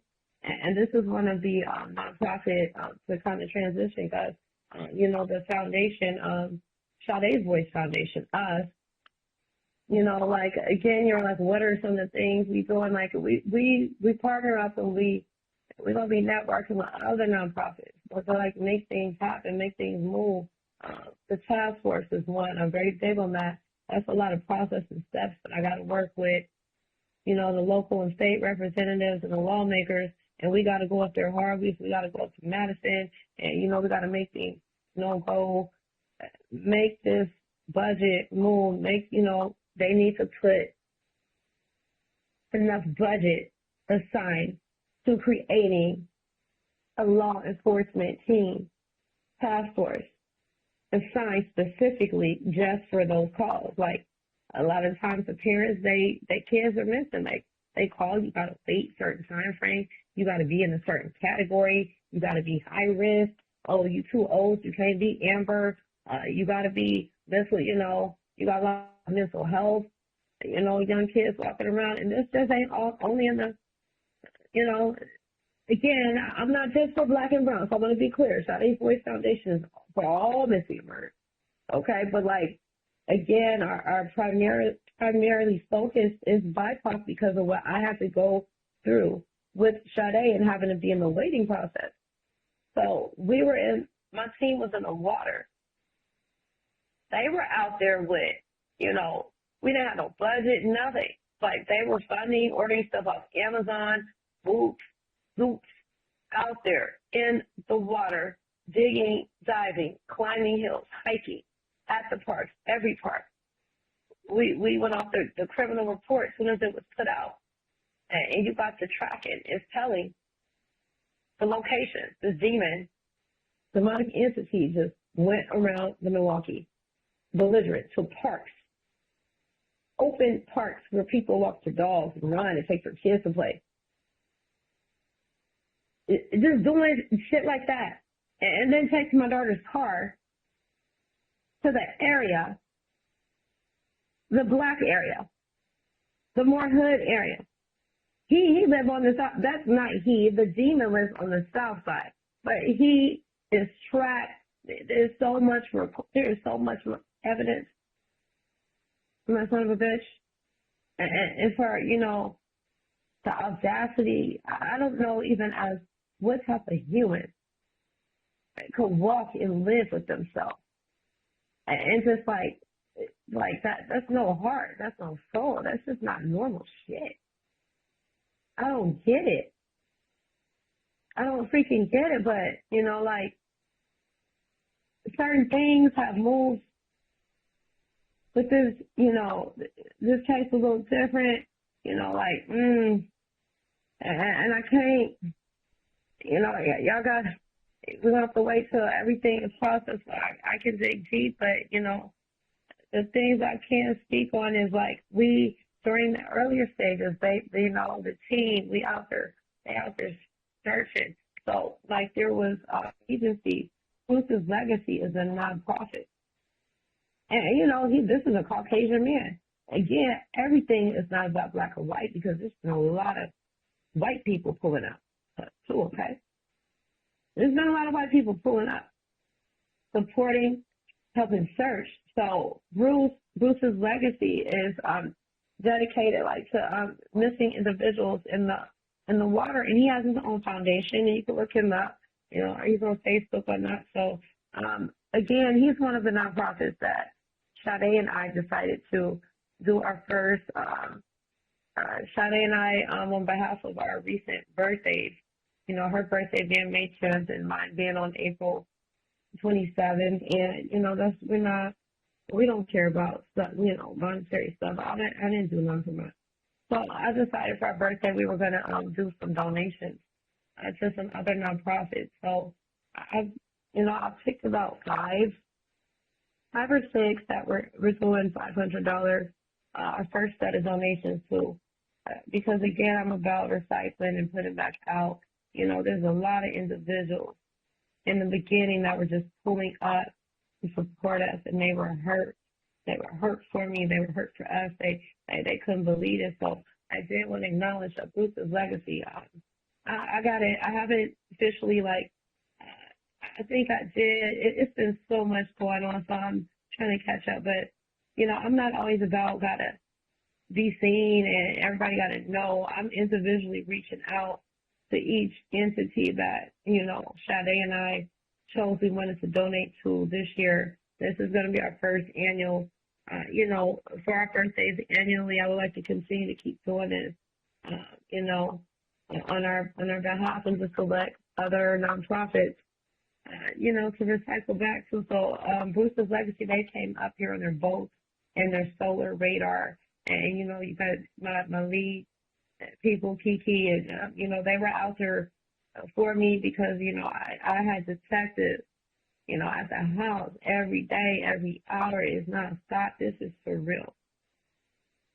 This is surreal. So then, you know, I had the team, they out there every day getting up, you know, all day out there searching, her coworker, you know, a lot of individuals, people she worked with, her friends, you know, my nieces, you know, new individuals. I've met new individuals through this process who are now some of my closest friends, such as Sade. You know, she was her. She's a mom too. She got 3 kids of her own, and she didn't even have a vehicle. She's literally catching the bus after work and meeting the team at Watermount Park out there searching for my daughter. So you got some people in the community that have gone above and beyond, and that's who the foundation is. You know, that's who the foundation. That's who the team is. So, yeah, Bruce's Legacy is one of the agencies. Another one, I think you kind of shared their post is Riverside University High School. That's the high school my daughter went to. Before I was even to officially, you know, announce Sade's Voice Foundation, you know, I just literally I'm pretty much doing everything, you know, a lot on my own. You know, I've never put up managed website. I've never run a business. I've never run a nonprofit. This is my first time walking through this. And I don't rush through nothing because, I have to, you know, like I said, I learn something new daily. Well, this is a learning process. Everything I'm doing is a learning process, but at the same time, I'm grieving. This is a grieving process.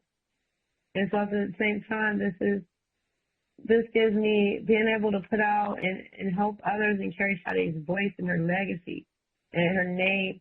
It gives me some type of having a purpose to wake up, you know, I got to keep going for her. I got to keep being here for my baby. But in the very beginning days, I was so fucked up. Like it was like, damn, what, man, this is the worst thing, and it was very challenging even for me to even like start, there. Like I had never done therapy. I said, what the hell? I'm a student. I'm a graduate in the making, a licensed professional counselor in training. I had to turn the whole tables around. Now I'm the client.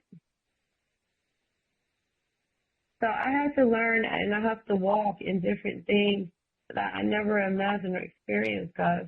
And it's been very challenging. But yeah, Riverside University High School, they just pulled up. And they started the first scholarship for Sade. So Sade has a scholarship at the high school she graduated at. Salute and shout out to them. Their foundation has nothing to do with Sade's Voice Foundation, but like, now they are not, these are my daughter's schools. Golden Meyer, Riverside University High School, but the individuals that pulled up and they didn't have to be asked, they just been present. A pizza shuttle, where she worked at, they've been present. They've been present at every event. They've donated Wisconsin Country Club. I mean, these individuals, they pull up. They're there consistently. A lot of these organizations and people, and just everyday people have made gifts. The Rita, shouts out to Rita, and you was mentioning the hometown, the very local, show that the sweater I had on.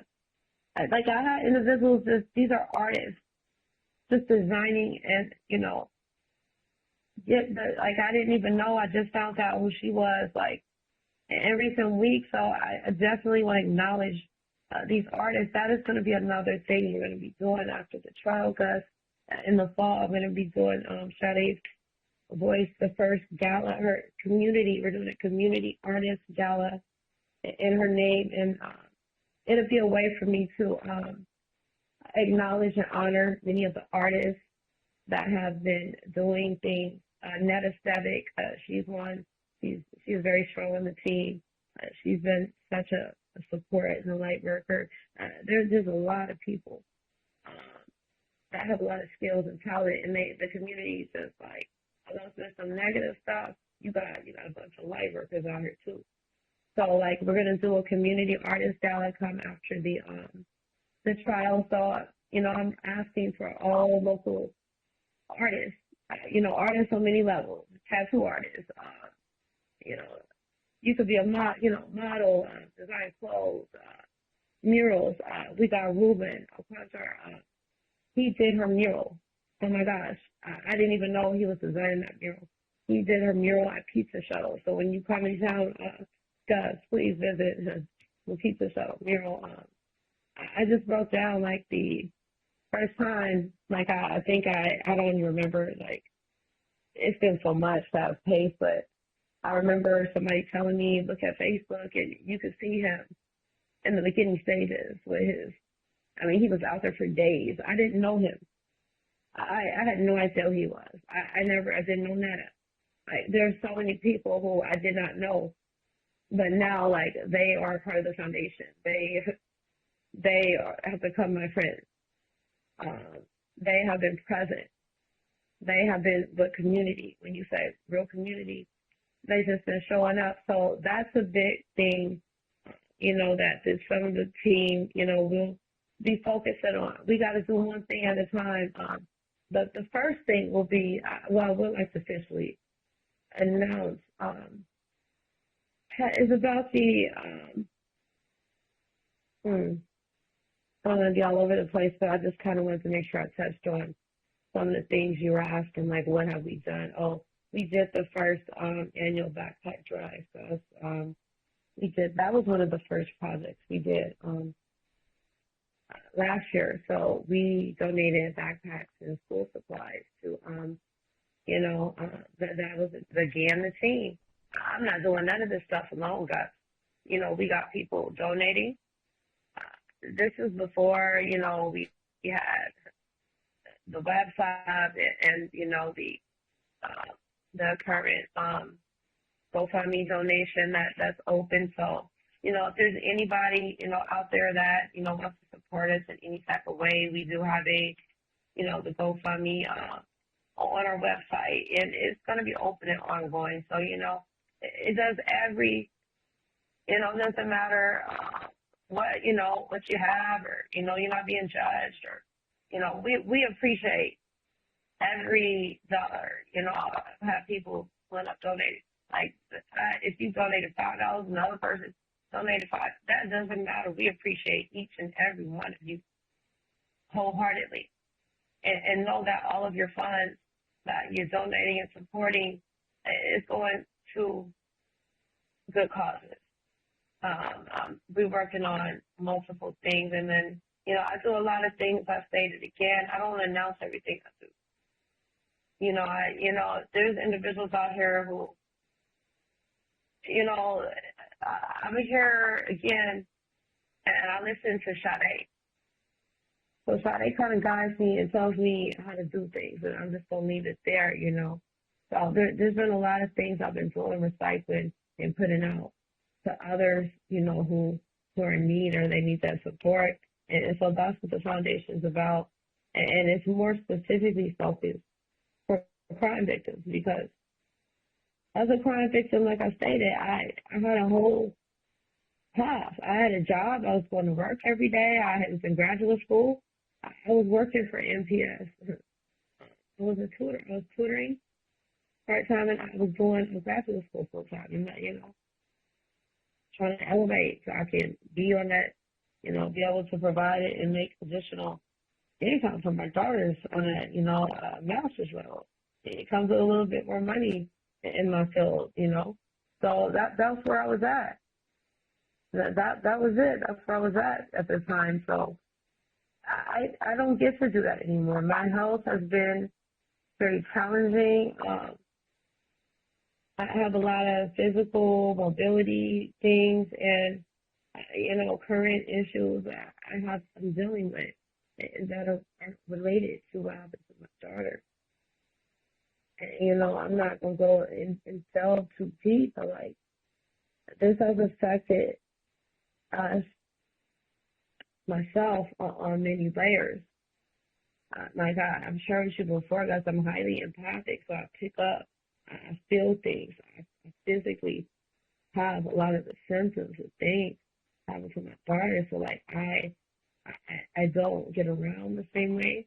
I need support with a lot of things, like my balance, my hands, my feet, different things. They don't move the same. And there's a lot of these things started happening. Like I was always independent, guys.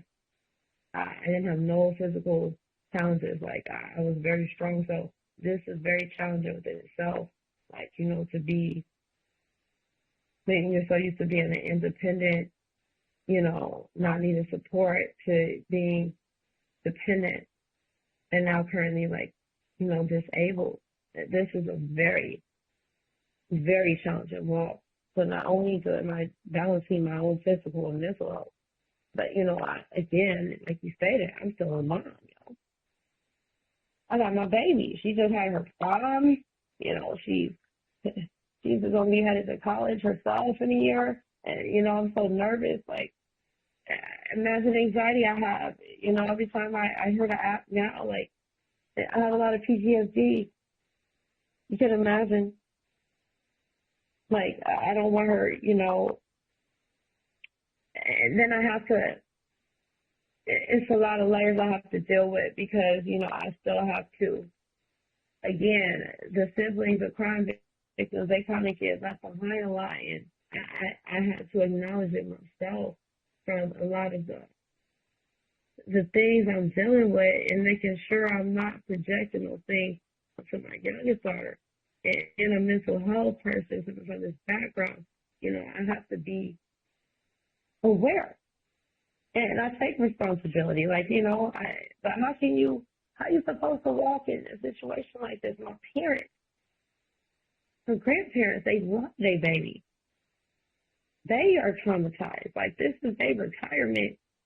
Jared's like, how is their grandbaby supposed to be gone before them? This is surreal for them. And so another one of the nonprofits I wanted to mention is the Tupac Amari Shakur Foundation. You know, they were phenomenally amazing. I had the honor to meet Tupac Shakur's sister, Sade Shakur. I have so much respect for her and her entire family. And Jasmine, you know, they pulled up, they did a whole, this was shortly after my daughter's memorial, like, you know, last year. They pulled up and did a whole, like, weekend, you know, event for the mothers of crime victims. And they definitely, they did a peace poll. They my daughter, Sade Robinson, they honored other mothers as well. You know, not just my daughter, but they, you know, anybody who knows me does. Anybody who's close to me, like Tupac, I'm so Tupac-alist. That's like my favorite.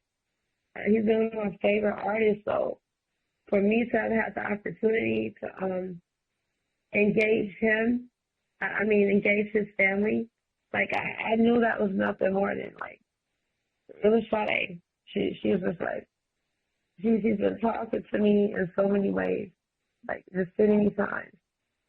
She's like, boom, I'm right here with you. Like, you know, boom. And so meeting, you know, Sade Shakur and seeing how she walks, you know, and she advocates in her grief, you know, losing her brother.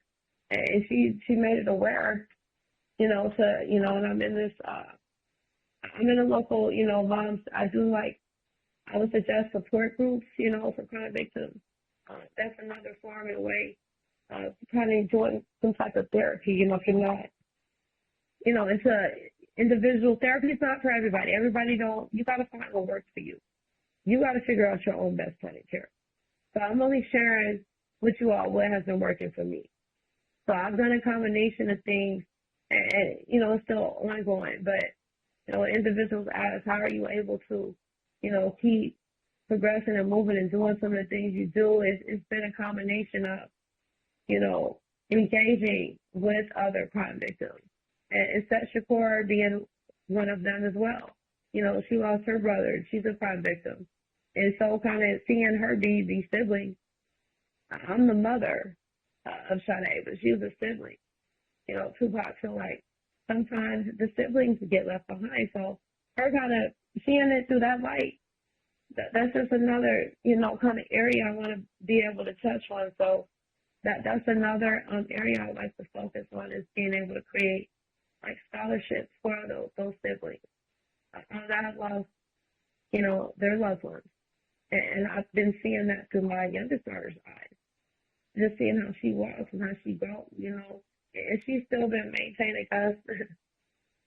Literally, like, she scored a 34 on her ATT a couple of months ago. I'm like, are you freaking kidding me? But like, she's very gifted. She's in all advanced placement classes. She's got straight A's, like in college classes. And so, like, for her to still be driven and engaged and get up every morning and don't want to miss a day, so she's finding, you know, some people tend to, like, they stay busy and they have to keep going when they're in their grief. But, you know, again, I have to check up on her when people sometimes are moving too driven and indulged when they're dealing with grief. They appear to be strong, but you still need to check up on your strong people too. I don't care. I will stop her, and I have to check on her just because she's walking around and she appears to be strong and she's earning me like the valedictorian of her class. She ain't about to lose that spot. Does. She's like, yeah, now I'm walking for my sister. No. Man, my sister keeps telling me, no, baby, you keep going. You keep fighting. And you gonna be that valedictorian in my light and in my eyes. I know you miss me, and I know you know, it hurts, but I'm right here with you. Your big sister right here with you, and you keep going and you stay driven and you keep fighting. And that's just how I pick up how my baby, is moving. And that's kind of how I'm moving too in her light. I got to be her voice. So yeah, I would like to do a donation to the Tupac Amore Foundation, the Bruce's Legacy, the Riverside University High School. Those are going to be a few of our first donations this year. Best.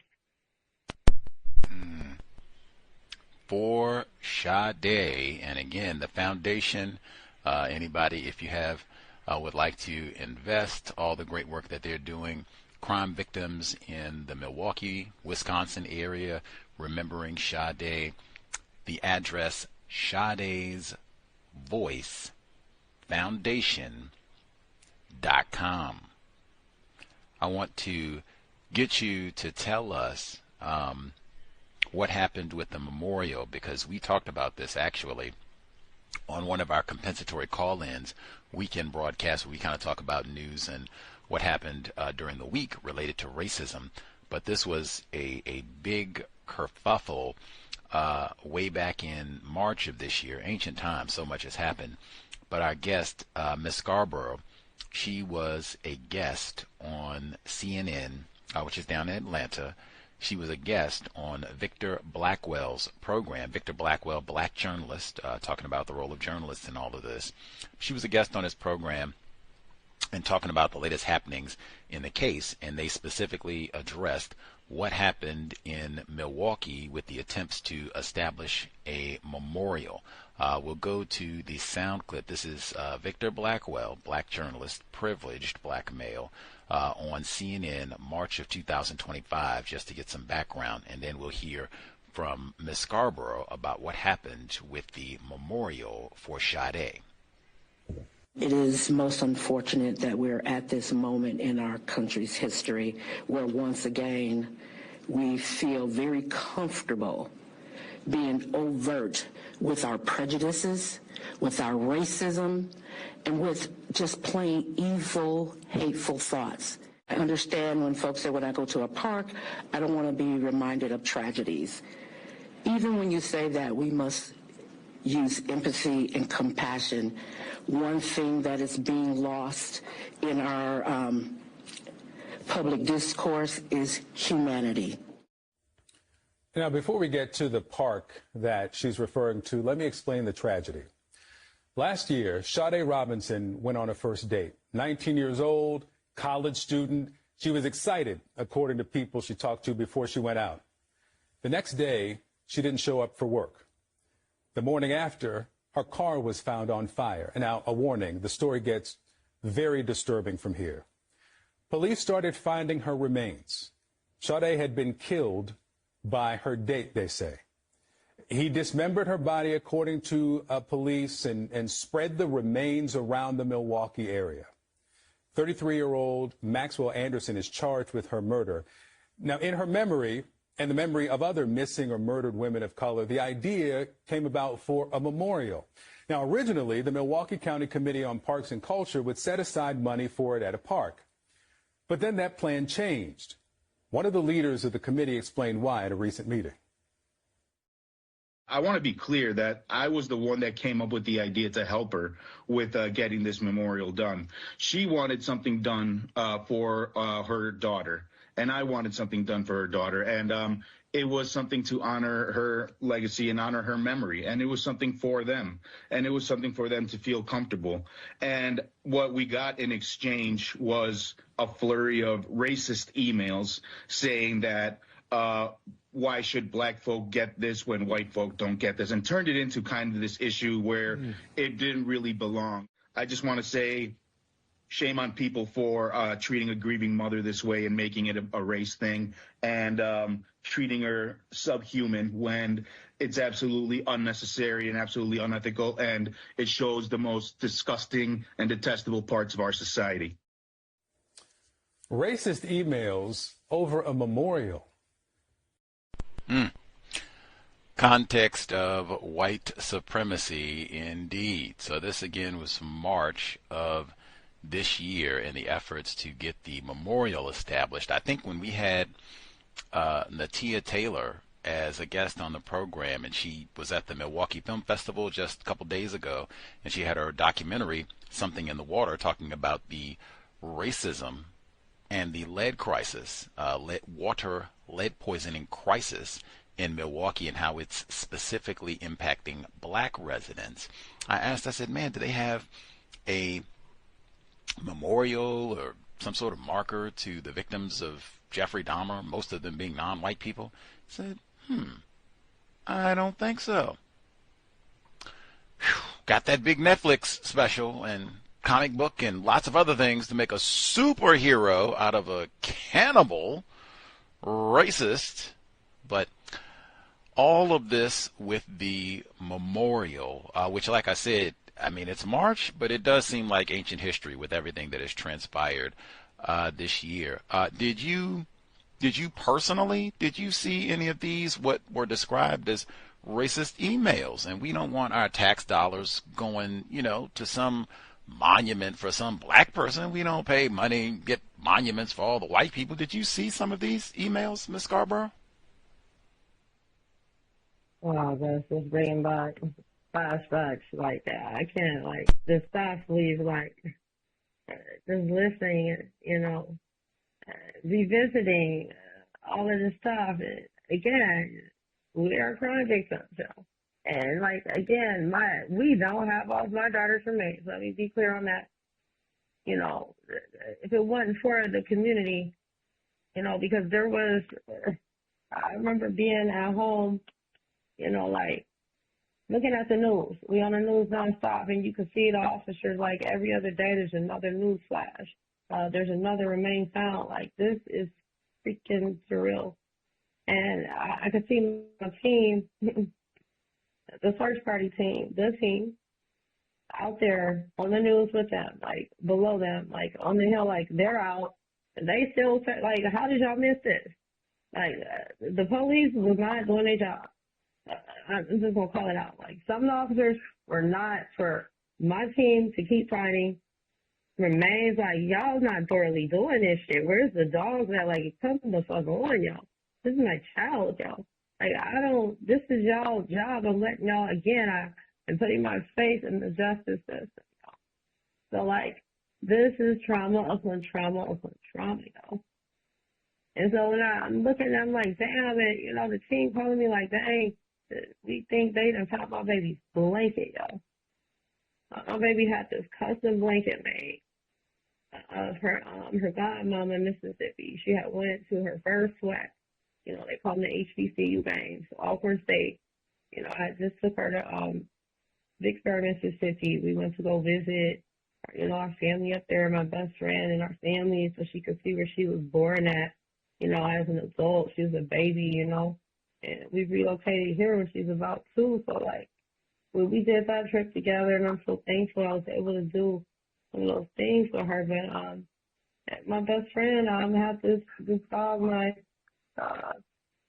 baby fell in love with, and she had her imprinted on the blanket. And I mean, my baby had her car all customed and her steering wheel blinged out. I mean, she was a little boss queen again. I'm gonna say that again, and so for them to find a blanket and I mean, my team was just being led in ways. And again, I have so much respect and love for them being out there when I couldn't and being able to find things. And I'm not, sitting here. Oh, this is so challenging. I'm gonna give due respect, but when I say I feel some of the search stuff, again, mentioning Bruce's legacy, we got to get Jive. Or, we had to pull the people up. So these are the organizations and people at the foundation.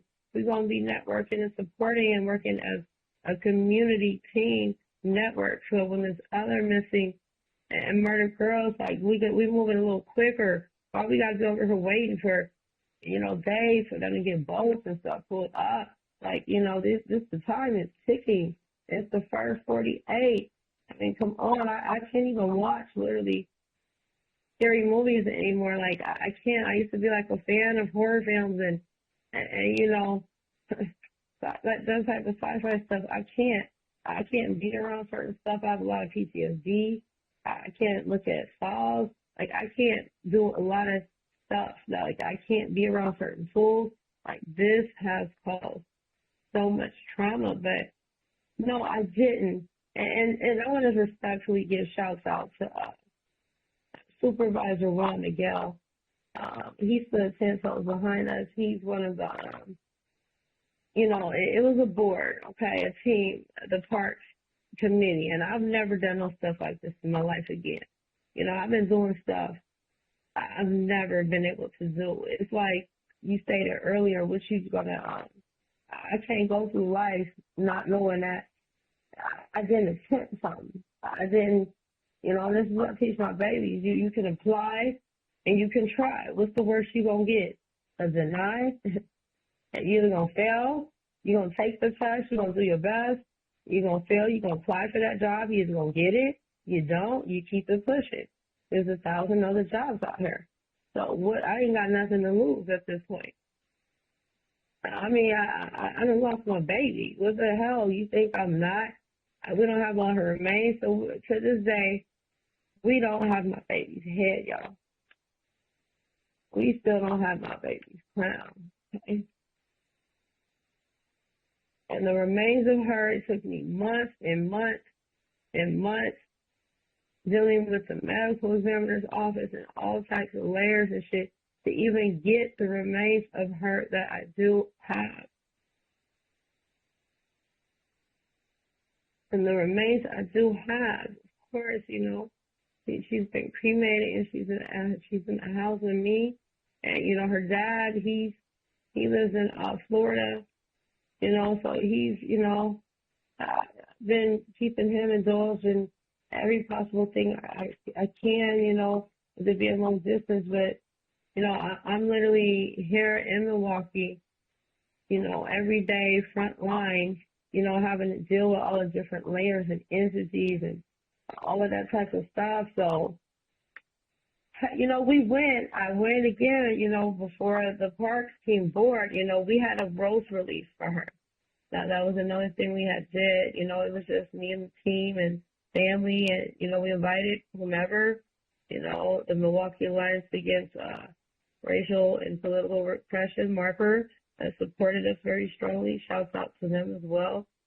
Milan and the team and Lo, they pulled up. They've been supportive of us.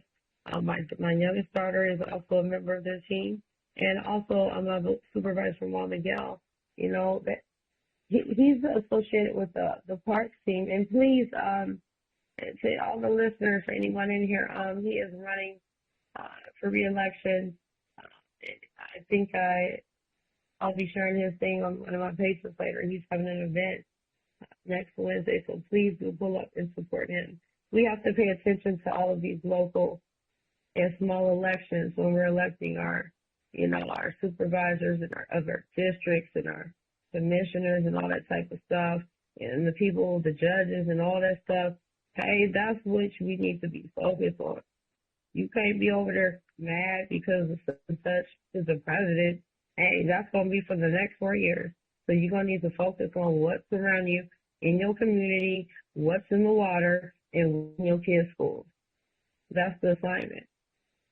That's the deepest message I want to be able to present, is just pay attention on what's going on in your own home, in your own fort, because we can't get to everything.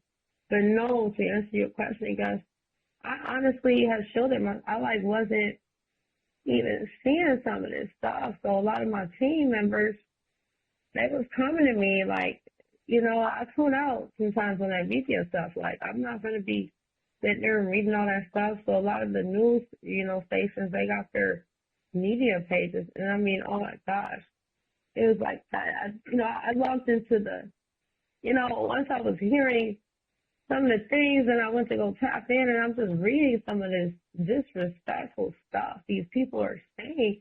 Like, how rude could you be? When again, I say that we don't have all my baby's remains. We don't have a grave site to go to.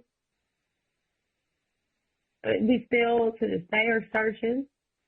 I respectfully requested and told my attorney, to Demon and his family, to encourage that Demon's son, if he got any type of anything, to give us any type of, some type of closure, to tell us where my baby's headed. And that Demon has not talked. And he continues not to talk. And I just don't even understand, as being the parents, like, you know, knowing that your child has done something like this, and, you know, probably being more aware of the past things that this individual has done. You know, this individual, come on, again, y'all can do your own research. A lot of stuff is public record.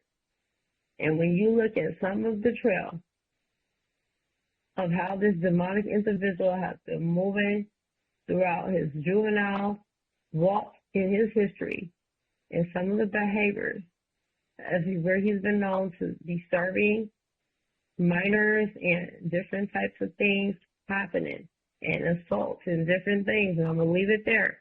And for, again, I'm going to say this, if there had been an individual of black and brown with some of the record, go look it up for yourself, doing this type of behavior, they would have been locked up had it been one of our black or brown men.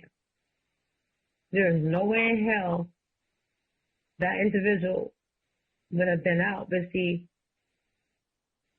millionaire murderous money can tap a person out. And you know, they don't think they're going to keep getting tapped out.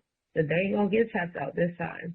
Like I said it earlier, they fuck with the wrong family. But back to your thing, I guess, no, I personally didn't get them, the emails, okay? But I would see some of the stuff on the media pages. Like, I got my homie, Kenny. He's one of the, you know, he's got his own foundation, and he's who I do the backpack drive with. He partnered up with me, and I'm quite sure he'll be partnering up. We'll be partnering up again together, you know, before school, doing another backpack drive. But, you know, he's sharing and getting attacked, and I'm protecting some of them because they're going back and forth with these people. They're saying the most disrespectful, evil things to us. Well, that's what was she doing, and that's what she gets, and she was on drugs, and she was over there doing this and that. Man, if y'all don't sit down and shut the duck up, we not from across the track. Baby, my daughters, they don't walk like that, so you going to get your mind right. I don't know who the demon was, you know, what he's been doing, the type of individuals he's been hurting before, and then got away with it and been hiding. But, like, nah, not this time, homie. Like I stated, my daughter led us, and you know, she solved her own case pretty quick. She led us. But, no, guys, I mean, I'm not even going to, like, you know, repeat or revisit, because, again, when you're an elevated type of individual and you move different as a light worker, man, I ain't even got time for that type of energy. And I never went before the park people, guys, and said, oh, pay for this. So these people was attacking us, thinking that we want the city to pay for, you know, especially why are we responsible for paying, you know, just a black person? You know, this is the energy. You can just feel the racism through the comments and stuff. Like, are you fucking kidding me? Like, how dare y'all? And so Supervisor Juan Miguel, he stood behind us and he backed us up. That's who you heard talking. And again, please do, you know, make sure you vote for him and support his event next week, and support and donate to him. And I'll be sharing his flyer on my web page, you know, my media pages and on the web, you know, later on. But I didn't indulge and dwell into that. And so just so happened, again, there's a lot of light, you know, there's many dark energy. There's also a lot of light energy. So again, being a light worker, the light is going to override the dark. So there's another community individual, Omar, who's the owner of the Carnivore restaurant and the Third Street Market. He just happened to pull up. I never knew him. I had never met him. And he volunteered to, I planned on doing a donation, a fundraiser. I had asked him, am I able to do some type of memorial or something at the park to honor my daughter, where most of the remains, the first remains, and a lot of the remains that my team found were found at. So that's what happened. That, everything that I see happening, it's been a process. And I've applied for it. So ain't nothing just came to me. I had to go before board. I had to present, I had to ask questions. How does it go? I had to set up meetings. And how do I do the fundraiser? Again, I've never done a profit. I've never done none of this stuff in my life before. I never expected to lose my 19-year-old daughter before me by a 24 Dahmer type demon. This was not a part of our assignment in my life. This is not what I wanted. So, again, we went before the team. We overwrote that. I was able to go ahead and establish. I took a minute. I left that alone. I ain't really said nothing and made no more announcements because, again, I shield off. I got to set boundaries. I got to protect, the peace and the energy of my family. We're already dealing with enough. We got to prepare for this trial. But I did with Omar. Omar's, stepping up and kind of volunteering to want to donate most of the funds to himself, and then a lot of his friends in his community network started pulling up. And so before you knew it, we ended up raising more than enough for the memorial park, and that's how I've been able to implement and do a lot of the other things that I want to do, and being able to donate to others with the foundation and some of the other things we've been doing. But yes, Gus, we were thankfully, thank you, shouts out to the entire community and the country, to everybody and anybody who donated, from if it was $5 to $500 to $3,000. It don't matter the amount. We respect it and we appreciate you. And I did want to announce that we are officially, I did reach out to the park people last week. We are officially in the process of doing the permanent park memorial, and it should be laid out within the next few months. So I definitely will keep you guys updated through the website. We will be doing a community event once it has officially been, put all together. I'm in the process right now of, finalizing the final pieces and the trees and, putting the design together. So this has been a process, but again, please don't let nobody tell you what you can't do.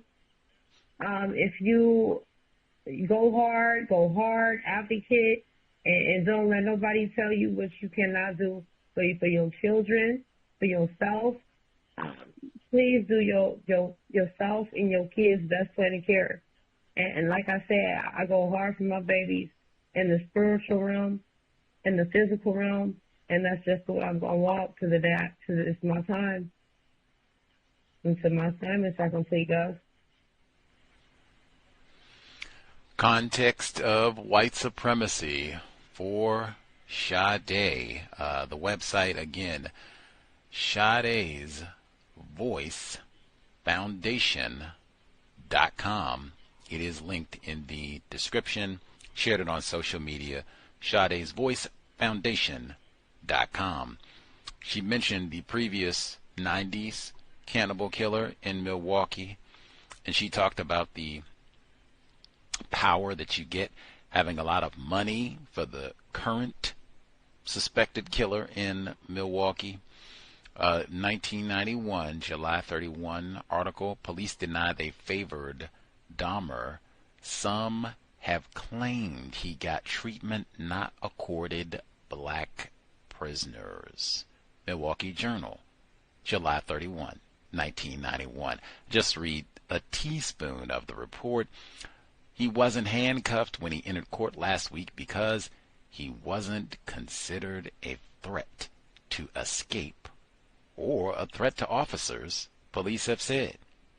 That hasn't stopped several community leaders from saying that the decision not to shackle Dahmer and clothe him in an orange prison jumpsuit was racially motivated. Black prisoners are often handcuffed or shackled, both maybe, when they appear in court.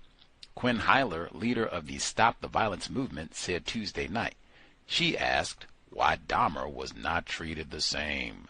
Prisoners are handcuffed or shackled when they are considered likely to try to escape or are considered a threat to those around them, Milwaukee Police Sergeant Susan Edmonds said Tuesday. They are given a prison suit only when their own clothes have been stolen, torn, or have been kept as evidence. Dahmer wasn't considered a threat because of the large number of police and people nearby when he appeared in Judge Frank T. Crivello's court July 25, Edmonds said.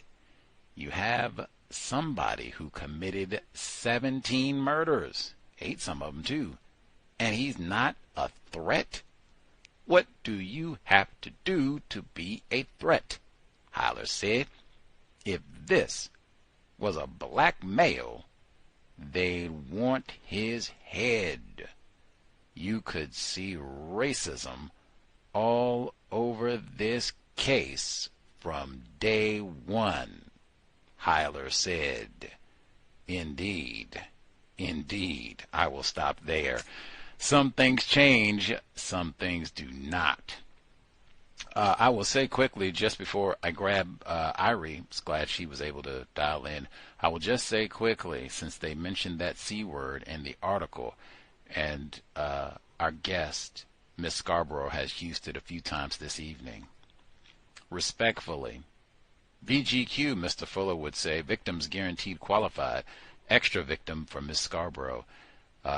If Jeffrey Dahmer comes to your neighborhood to eat, you do not have a community, or if you cannot drink the water, you do not have a community. I even get my bonus in from Milwaukee.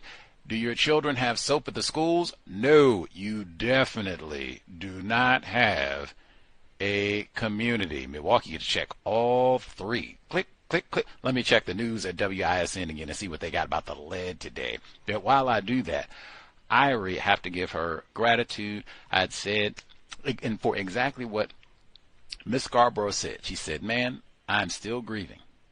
I'm trying to prepare for the trial. I have lots of things. I have self-care. I am a parent. I have another child.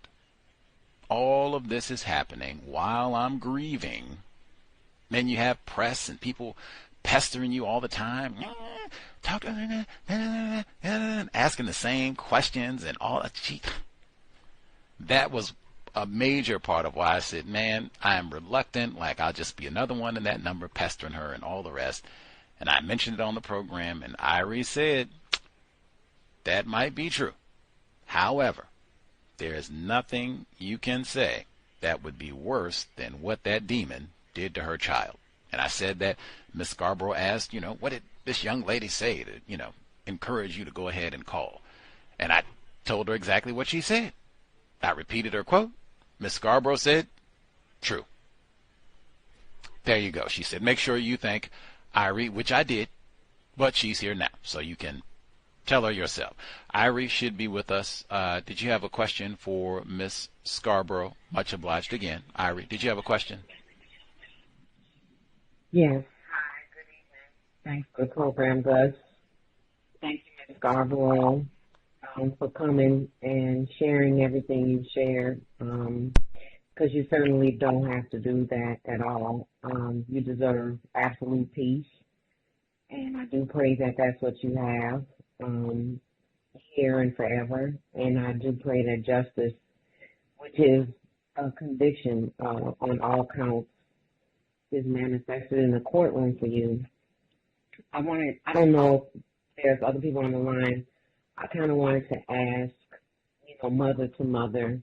I was interested. How did you pick her name, Sade? Oh, hey, good evening. Is it Irene or Irene?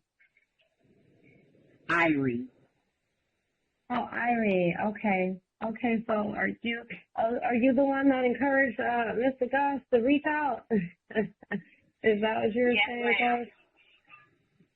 Okay. Yeah. Because nice to meet you. Thank you. Thank you for your your positive energy. I appreciate all of the positive support, from across the country. I feel it, I feel it deeply.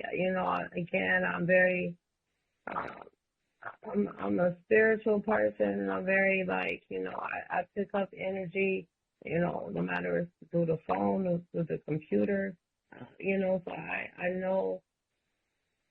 I can feel when people, are real with their energy, and thank you for encouraging, Mr. Goss. Again, I haven't. This is again, like I said, Goss. He's the final. He's the final interview before the trial. Goss. So, they say the best for last. So. You're going to let you take it like that. I have to say the best for last. But no, this is the reason why it's good. Like I said, what is it? What's the worst that can happen? Like I'm saying, just in life in general, like no matter what you're doing. So, him reaching out, he did, go through and even, I'll be honest, again, I'm doing a lot of this stuff. I'm not just implementing it and starting these things throughout this grief, and just trying to put things down. But I'm doing a lot of these things on my own. My youngest daughter, she is the foundation's vice president, so she has implemented pretty much a lot. And again, for her to be going through some of all the things she's going through and being able to achieve the things she's doing in her junior year of high school. And she designed her sister's logo, the foundation logo. She designed the website. She is a very gifted, and I'm very blessed to have her. She has, kept me grounded. She was a very big part in helping with the case, getting things, speeded up. I'm not all that tech savvy. I'm a little OG, Irie, so, again, her name, how did I name her? To answer your question, my parents, they were a big piece. I remember being pregnant with her in Mississippi. My parents, they were actually they were here in Milwaukee, and I was out there, and I'm just kind of having a flashback of being, pregnant and my first child. I have so many, daily, I have all of these flashbacks and photos and different texts that pop up of her. And every day is different for me. Yesterday was a very hard day for me. It was very emotional. I had a lot of panic attacks, and I broke down. It was so challenging. And thankfully, I'm very blessed to have a supportive team of individuals, Kiki and Shandy. Shout out to y'all. Those are two of my closer people that have been very detrimental, Irie, in leading and supporting me, not only emotionally and as other mothers, but you need those individuals to have your back, and you need to be able to break down and vent and let things out, and you need to be allotted to be angry and not gotta just keep pushing. And that's one of the things I'm trying to learn in my grief, is to be allowed to let go and being able to set boundaries and being able to say no. But, again, Sade guides me, and so she let she allotted me to do this final. I've never done a pod. I guess I've never done this. Is my first podcast, guys. I've never done a podcast before, so you feel special. On not only are we connected because you're in my birth state, and I got to come see that one day. It's so much going on, and I can't just up. People are like, get away from Milwaukee and go take vacations, and man, are y'all freaking kidding me? Like, dude, I gotta get touches from my baby, yo. Ain't no way I can't just up and go right now. It don't move like that. The Sade, my baby's beautiful name. It came. There's a beautiful singer, Sade. Okay, and I love her music, and I was raised in her music. So my parents would play her music a lot when I was little, and they were just so indulged and fascinated with it. And her dad actually wanted to name her. Her middle name is Carlina. So Sade Carlina. And at the end, when it's time to do that birth certificate, I had to go on and put Sade first. So I'd love both of her names. They're beautiful, but that's where her name came from, to answer your question. Kyrie, she was named after the beautiful singer, and, with her middle name, her dad, his name Carlos. So we took Carlos and we took Sheena. So we took the first three of his name and we took the last four of my name. And so that's her middle name. So that's how she was named Sade Carlina Robinson. That's pretty. That's very pretty. Thank you. Thank you. Do you have any, how many kids do you have, Arietta? I have one. I have a male child, and, I feel what you feel, because I'll share this with you. If you listen to some prior, broadcast of this show, you'll hear that I've shared that my son had struggles with a cannabis addiction, and there were quite a few times that he had gone missing. And whenever he went missing, I always, no matter what the discouragement was, I filed a missing person report. And I was, the police wouldn't do it. They wouldn't want to do it often. But I for some reason, I had favor, like you said, from the ancestors and the Creator, and they would put it into the system, and he was found. But I always had that lingering fear that a suspected racist or highly confused, person otherwise could get a hold to him when he was out of his mental faculties. He was, hallucinating. And, I know just the fear of that and how intense it is. And I just really, really empathize and feel your pain, not as much as you do, but, my son is my only child. And that's a world-altering event when you even think something is wrong with your offspring, Oh, yeah. Yeah. Most definitely. And thank you for, sharing that. And, sometimes we are, like, it's like crying, like you like, I know, because then the police start looking like, here she comes again. I don't mean to say it like that, but it's kind of like, you have that right. Like, you concerned, that's your only baby, and that's that instinct. Like you said, the ancestors, like, we be led. And that's just how I kind of move, off of the energy of the higher realm. And, go with your gut. I don't care what they say, or they, like, boom. You go with your heart, you go with your feeling, and you just keep being present, staying there for your baby. And ain't none of us perfect. Ain't none of us perfect. And we all going to have some type of, I believe we all, like, everybody got some type of mental health.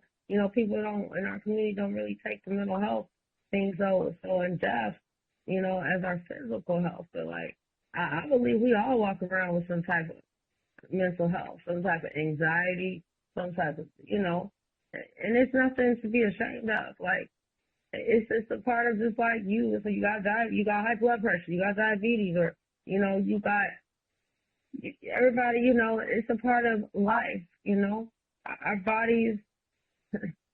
This is our, we walking in our, this is how I see things now. Like, I just look at Pisces. Like, I just have to, I have a different, like, way with what has happened to me, Ari. Like, it wasn't, like, there's no such thing as, like, petty crisis. Like, what I used to think was crises. Oh my gosh, they fired me. Or just like, I'm using an example, like with people, sometimes they panic and they overexert, but I just would suggest is like, take a deep breath, because life is too short. We not promised, and none of us promised tomorrow, and we all are eventually gonna have to transcend. And across, me personally, I don't want to complete my assignment, so I don't have to keep coming back. And so, like, the thing that lies with me, because with the relationship I have with my baby, and because of all of the presence and the things my daughter did and she was able to accomplish, and the love we had, and the memories I have, and the moments we spent. And like I stated at the beginning, I'm so proud I'm so honored and blessed to have been Sade Robinson, to still be Sade Robinson, and to her mother, because she's a very elevated gift to have. And I just would encourage any other parents, Ari, as well, like, just take some moments with your babies, and don't be worried about the materialistic and, the bills. Like, we all gonna struggle, and, it's gonna be hard times. We behind on the bills, or we gotta transition jobs or stuff like that. They might not get none. Like, I don't even believe in the man-made calendars. Like, I don't do all that, keeping up, Christmas, this, that. Like, I do stuff year-round. Like, that's how I talk to my kids, because I don't gotta do it's the 25th and you gotta all have gifts under the tree. No, I brought my kids. I don't even do all that. I never did Jordans and all that stuff. I did like drop them bank account. Like, that's what they would get. When I would do stuff. Like, I always just like to implement and educate them and give them the tools. So, like, if something was to happen to me, they gonna know how to survive. They gonna know how to continue to elevate. And that's how I look. That's what I learned through Sade. So that's what I'm learning through Sade. It's about the presence. My baby left. She's a legacy. She will always be a legacy. She's a legend forever. And it's the energy that she put out into existence. And that's how she'll be remembered. Thanks for sharing, Ari. It's no problem. Like you, I want justice to be produced for my offspring as much as you do, your daughter, and justice for that's what we need on this planet and in the universe. We need balance between all people. So sharing, if it does that like you're doing, I absolutely don't mind. I was going to ask another question, because I heard you speak about your health and your mental well-being. So I want to put some tea in the mail for you, and I wanted to get to you directly. So if the address that's tied to your website is the right address to send a care package, is that the right address to send it to? Actually, I haven't, my baby, yet. We have a address. Yeah, I have an address for the foundation, and I will. Do you have? Because I haven't updated it yet, but it is Let me see. I don't. Do you want me to stay or Gus? Should I have you like? Are you able to? I don't know how this podcast stuff works. Are you able to text it to?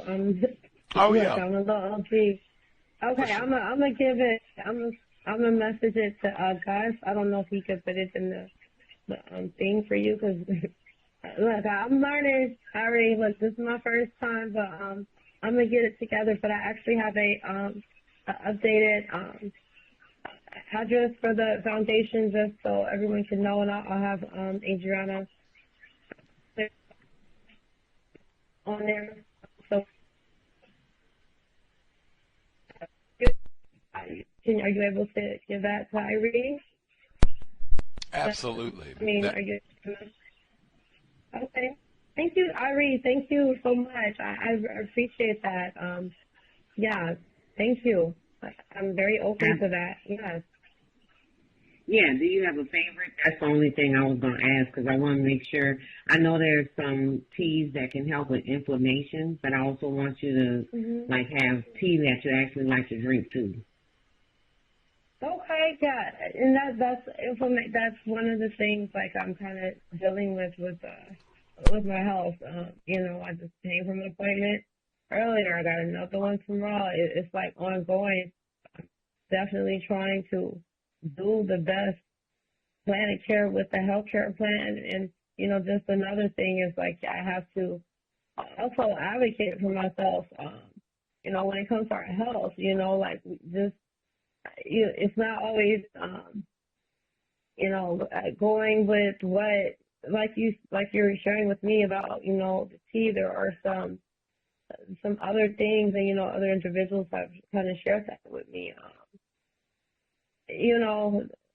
Other types of, sometimes what am I trying to say? Like, they're quick to want to. Sometimes, in our community, they'll prescribe you stuff that, is not really necessary. I'm just, this is just my personal experience being a case manager and, having to delve and, move with clients like that, have be considered like dual diagnosis. I work with a lot of like mental health and severe, alcoholic drug addiction clients. And, with some of my assignments, with some of my positions, it's like, okay, go out, to the house, administer this psychotropic drug, and you got to initial and sign off and watch them swallow it. And then a lot of my clients would be like, I don't want to take that. Like, it makes me feel worse. And I'll be sitting there listening to them, and then I'll go back to my supervisor, like, that's this or that. Like, I would try to speak for them as much as I can, but that used to be one of the things, like, in some of those jobs I would have that would kind of bother me. Like, so I believe in, trying what works for you. Again, I just believe in creating your own best plan of care and doing what's best for you. I'm not saying don't go to the doctor, your doctor, don't believe. I'm not no doctor, so like, don't take what I'm saying like, oh, you're going with your doctor saying, just do your own stuff. And no, I'm definitely open to at this point, with the way things are going, I'm open to trying different things, anything to keep myself maintaining strong, because I have to make sure I'm strong to see my baby's justice. God. So that's my main goal. There's nothing that's going to stop this. I done came too far, and ain't nothing going to get in the way, to make sure that this demonic energy is returned back to health. That makes sense. Amen, and I say to that. Thanks, Gus, and thank you, Ms. Scarbrough. I'm going to mute my line. Much obliged, Irie. I will forward the mailing address for the foundation along via email for Irie. I guess anybody else, you can drop me an email, untiljustice@gmail.com, if you need the address, or you can go to the website for the foundation, Sade'sVoiceFoundation.com. Before we let Miss Scarbrough enjoy the rest of her evening and just try to recoup, do some self-care, I wanted to ask, we talked about this unspeakable crime, surreal, as you've said a number of times, this crime and the trial 2 weeks away. Do you think racism was a factor in why your daughter, Sade C. Robinson, why she was murdered and dismembered?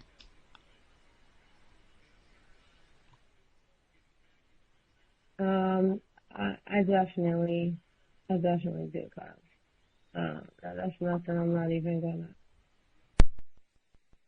hesitate, to think on. I'm a dwell it there, but when you ask that, it's definitely it's a lot of it's some racial layers, related to this situation, and again, it's going to things are going to present themselves in the upcoming weeks, or not even much so. It's just the way a lot of things have been. I'm walking through this. I've never in my life, we've never got in trouble, when I say trouble, this is above my head, this is a homicide. Are you kidding me? I'm facing a homicide. My daughter is murdered. This is above my head. I've never, we've never been in jail. Come on now. We're going over the speed limit type stuff. We don't, I've never walked through the criminal justice system or even have to been, the court type stuff for any type of walk. So this stuff that I'm learning, come on now, this is deep. This is very deep. And again, there's just a lot of things. This trial was supposed to have been had in December, yo. In December, had this have been a white girl and a black man had done some stuff like this, all of a sudden there's some type of alibi stuff that was brought up in December about, come on. I'm not playing this with the freaking Milwaukee or nobody this, and there's no type of millionaire murderous money that's about to take this one up the back. I'm not playing that stuff with the Milwaukee, period. And I'm gonna leave it on that note, but this is not to be used. They touch the wrong family. They mess with the wrong family. I'm not playing with this one. And after the trial, again, I'll be able to dwell and go deeper, and it'll be a Sade's Voice podcast, and I'm going to be definitely amplifying all of the other, there's a lot of other crime victims in Milwaukee and moms and stuff and parents, and I want a lot of the other stories to be heard and told as well. So, definitely I'll be, networking and outreaching with some of the other crime victim individuals. So, you can kind of see some of the patterns of the way things have, kind of moved in Milwaukee. And I'm just going to leave it there. But, justice for Sade all day and every day, and it's going to be served for my baby, and I'm not playing, so.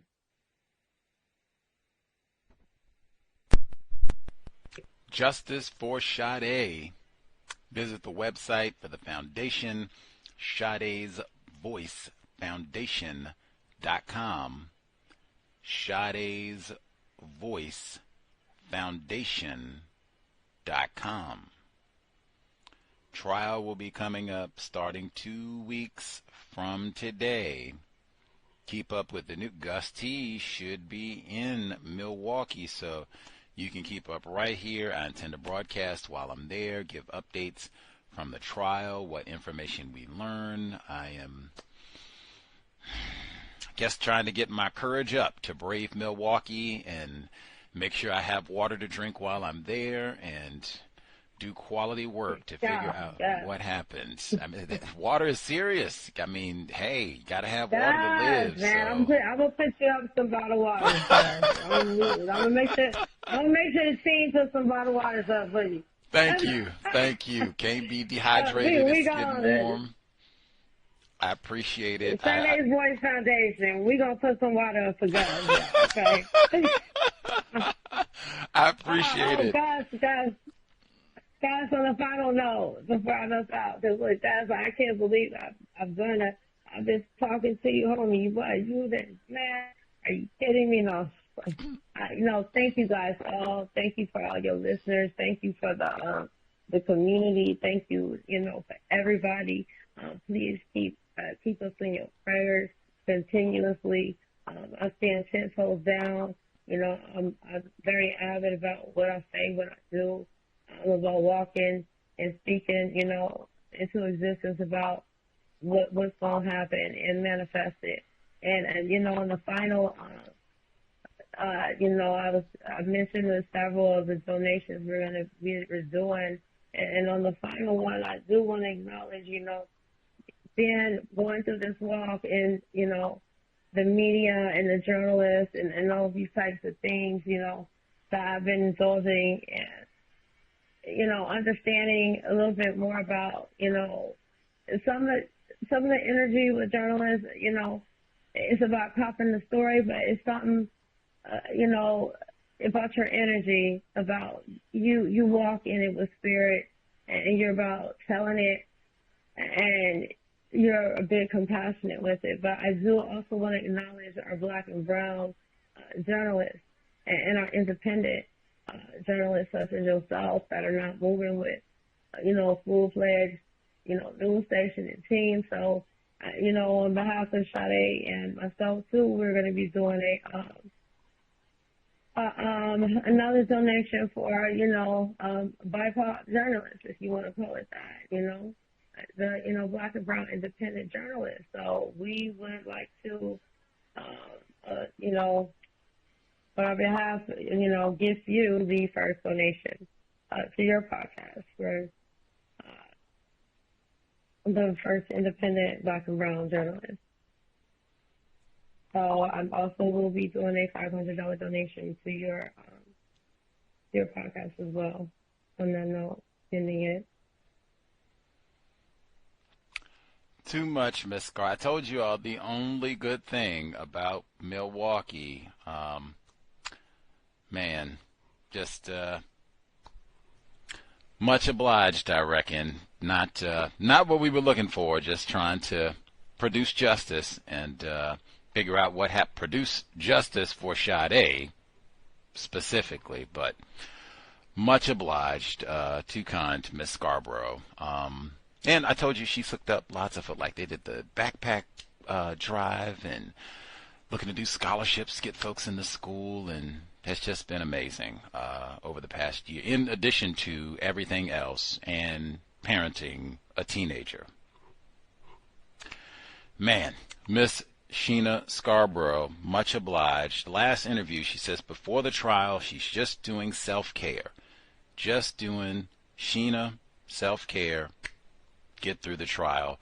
Thank you for sharing a bit of your Tuesday evening wisdom. As I think Irie said it perfectly, she did not have to do this at all. She could have, or she could have just said, hey, wait till after the trial. No problem.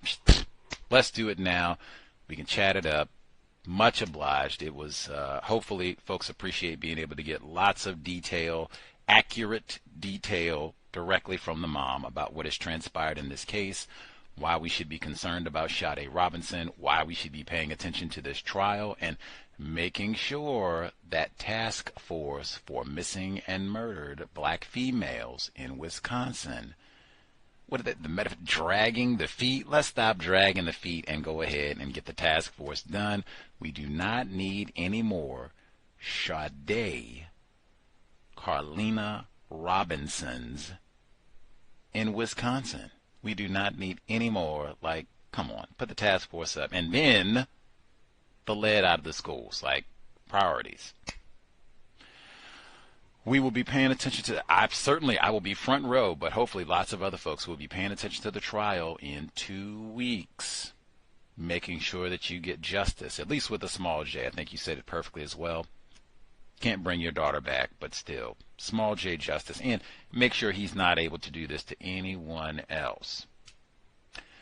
2 weeks, be alert, and visit the foundation, Sade's Voice Foundation.com. It has been a pleasure and a privilege this evening. Thank you all for tuning in. We should be here Thursday for Neutralizing Workplace Racism, which is a problem even in Milwaukee. Sobriety would be best. We need high-functioning brain computers so we can try to get this problem solved, produce justice. Creator, we ask, help us maximize our time and energy to replace white supremacy with justice. Remind us not to waste non-white people's time and energy, especially our own. No throwaway offspring. Justice for Sade. Cal signing out. Thanks all for tuning in. Nigga, you so brainwashed. I'm a victim, brother. Problem. You're a victim. Man, I'm a victim of 400 years of conditioning. Shut up. The man has programmed my conditioning. Even my conditioning has been conditioned.